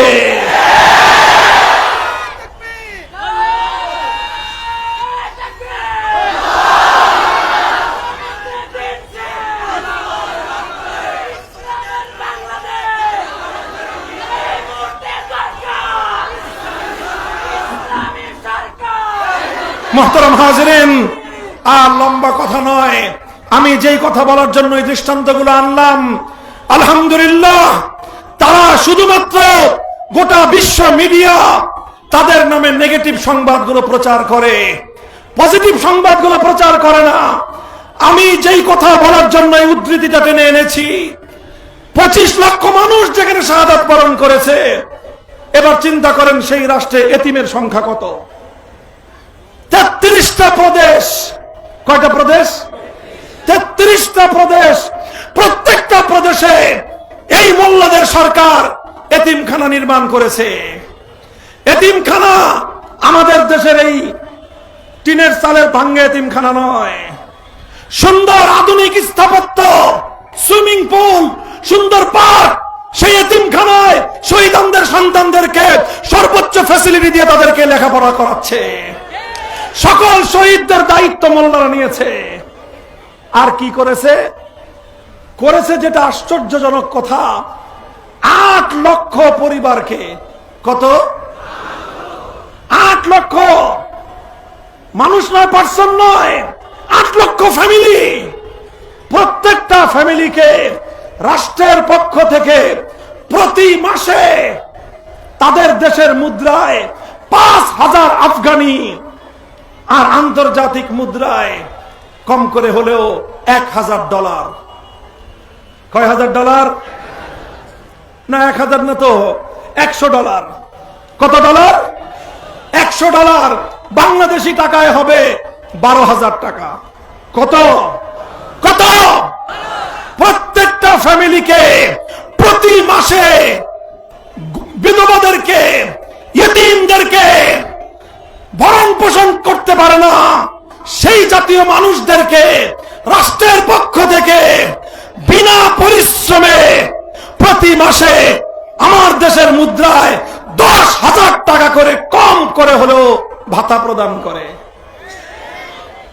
আমাদের দেশে তো এখন বিশ্ব বিজয়ী নোবেল বিজয়ী অর্থনীতিবিদ, বিশ্ব বিজয়ী নোবেল বিজয়ী অর্থনীতিবিদ ক্ষমতায় আছেন, 16 মাস হয়ে গেল। কয় লক্ষ পরিবারকে ভাতা দিতে পারবেন? কয় লক্ষ পরিবারকে ভাতা দিতে পারবেন?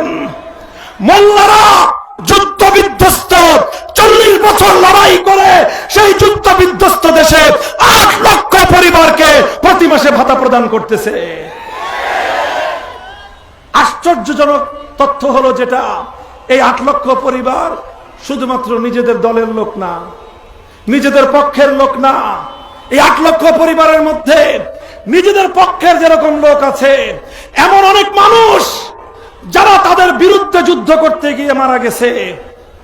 যে ইসলামের বিরুদ্ধে যুদ্ধ করতে গিয়ে মারা গেল, অপরাধ তো তার, কিন্তু তার এতিম সন্তানের কি অপরাধ?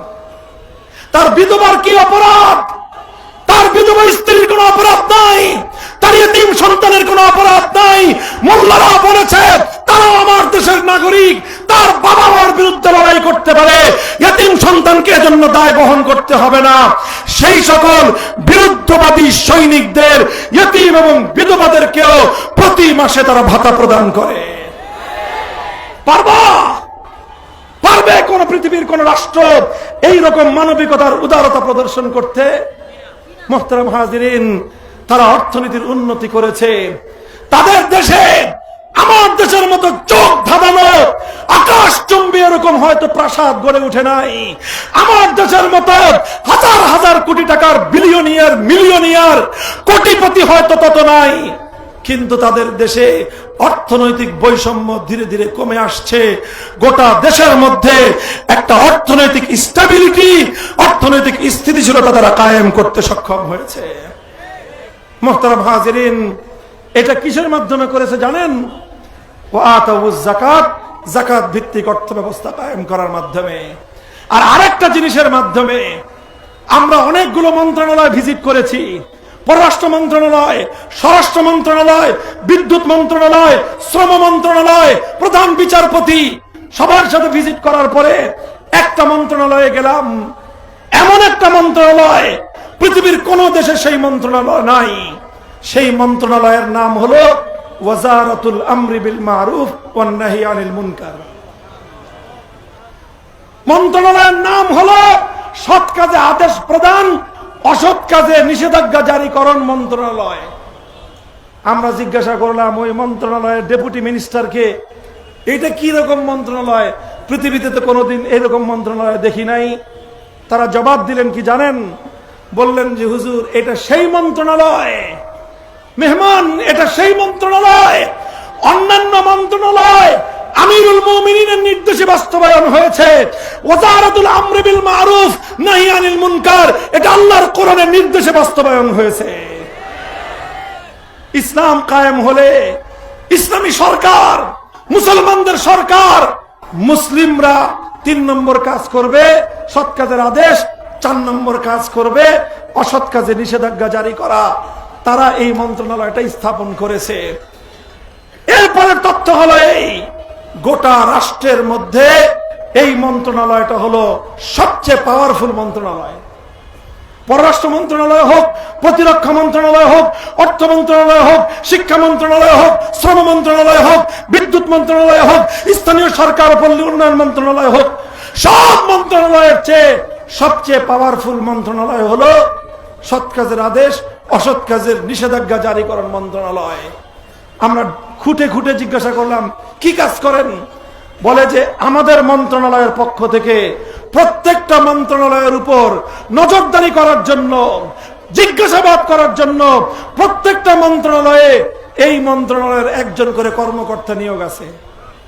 সুতরাং অর্থমন্ত্রী কি করে না করে সব রিপোর্ট এই মন্ত্রণালয়ে চলে আসে। পরিকল্পনা মন্ত্রী কি বাজেট করতেছে এই মন্ত্রণালয়ে চলে আসে। বিদ্যুৎ মন্ত্রী কোথায় খরচ করতেছে এই মন্ত্রণালয়ে চলে আসে। সবগুলো মন্ত্রণালয় এই মন্ত্রণালয়ের কাছে জবাবদিহিতার মাধ্যমে কার্যক্রম পরিচালনা করে। তাই আজ 4 বছরের মাথায় 2021 সালে তাদের দেশের মুদ্রার মান ছিল $1 130 টাকা, সেই দেশের আফগানি মুদ্রা। আর 4 বছরের মাথায় এখন তাদের দেশে $1 কিনতে খরচ হয় অনলি 65 আফগানি মুদ্রা, 65 মুদ্রা। 4 বছর আগে কত ছিল? 130। এখন সেটা তাদের দেশের মুদ্রার দাম এত বেড়েছে, 130 টাকার ডলার এখন 65 টাকায় পাওয়া যায়। আমার বাংলাদেশের কি অবস্থা বলেন? আমাদের দেশে 5 বছর আগে ডলারের মূল্য ছিল 100 টাকা, আর আজ 5 বছর পরে সেই ডলারের মূল্য 125 টাকা। অর্থাৎ আমার দেশের মুদ্রার মান কমেছে 25%, ওদের দেশের ডলারের মূল্যমান বেড়েছে 100%। মোল্লাদেরকে তিরস্কার করো, মনে করো মোল্লারা পারবে না? গল্প বলতে গেলে রাত ফুরায় যাবে। মোল্লারা আল্লাহর কোরআনের মাধ্যমে এমন একটা বিচার ব্যবস্থা কায়েম করেছে, যে কোনো মামলা দায়ের হওয়ার পরে 2 সপ্তাহের মধ্যে অপরাধীর বিচারের ফয়সালা হয়ে যায়। যাও আমাদের দেশে বিচার, যাও বিচার পাইবা। তোমার হায়াত শেষ, তোমার পোলার হায়াত শেষ, তোমার নাতি গিয়ে যদি বিচার পায়। এই দেশের অপরাধীরা মনে করে, যারা কালো টাকার মালিক তারা মনে করে, যারা পেশি শক্তির মালিক তারা হুঙ্কার দেয়, মামলা দিবি, যে দেখ মামলা দিয়ে দেখ, তুই কত টাকার মালিক, আমি কত টাকার মালিক, তুই মামলা লড়তে পারস না, আমি মামলা লড়তে পারি, দেখা যাবে। কথা বলেন ঠিক না বেঠিক? এই জাতীয় ব্রিটিশ প্রবর্তিত মানব রচিত বৈষম্যের কালা কানুনের বিচার ব্যবস্থা দিয়ে ইনসাফ কায়েম করা সম্ভব নয়। আখেরি পয়গাম, হে আমার বাংলার মানুষ, আমরা দরিদ্র মানুষকে বলতে চাই, মেহনতি মানুষকে বলতে চাই, সাধারণ মানুষকে বলতে চাই, খেটে খাওয়া মানুষকে বলতে চাই, মানবিক মর্যাদা যদি চাও, মানুষে মানুষের সাম্যের অধিকার যদি কায়েম করতে চাও, কোন তন্ত্র মন্ত্র দিতে পারবে না। একমাত্র ব্যবস্থা আল কোরআনের সমাজ ব্যবস্থা।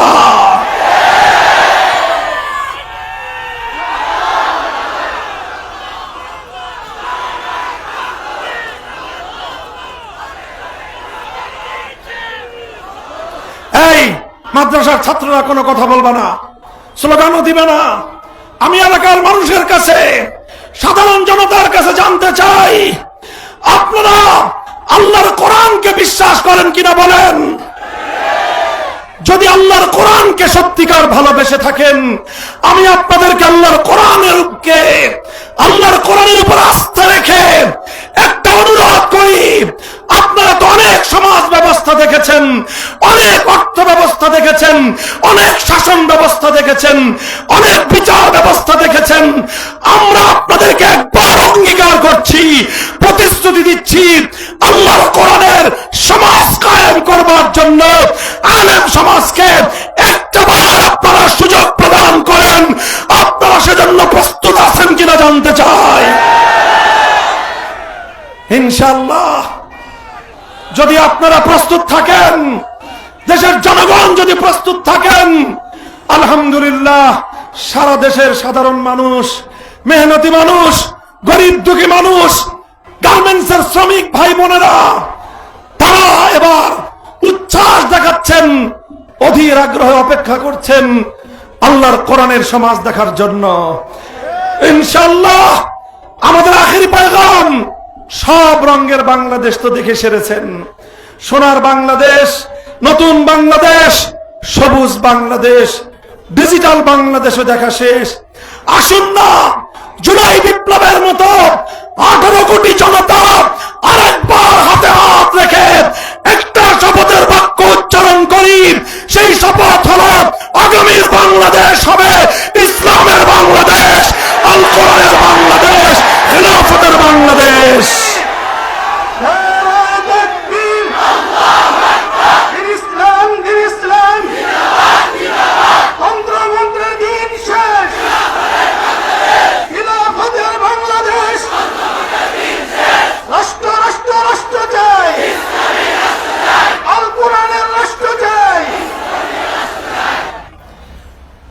এবার এখন আখেরি মুনাজাতের সময় কারা কারা উঠে যাবেন? হাত উঠান। কারা কারা শেষ দোয়ার সময় উঠে যাবেন, পালায়ে যাবেন? হাত উঠান। কেউ হাত উঠালেন না। যারা দাঁড়ায় আছেন মেহেরবানি করে যদি একটু বসতে পারেন বসে যান, না বসতে পারলে দাঁড়ায় থাকেন। আমি আপনাদের কাছে আপনাদের ভাই হিসেবে দীর্ঘ 1.5 ঘন্টা আপনাদের সাথে কথা বললাম। আমার শেষ দরখাস্ত হলো 5টা মিনিট আপনারা অবস্থান করবেন। আমরা দোয়া করব আমাদের আপনজনদের জন্য, আমাদের বাবা মায়ের জন্য, আমাদের সন্তানদের জন্য, আমাদের এই দেশ, এই জমিন, এই এলাকার মানুষের জন্য, দেশের জন্য দোয়া করব। আপনারা সকলে থাকবেন তো শেষ পর্যন্ত ইনশাআল্লাহ। মুফতি হাসান আহমদ রহমতুল্লাহ আলাই, হাফিজ মাওলানা আব্দুল হাকিম, শেখুল হাদিস আল্লামা আহমদুল্লাহ, বিশিষ্ট ব্যবসায়ী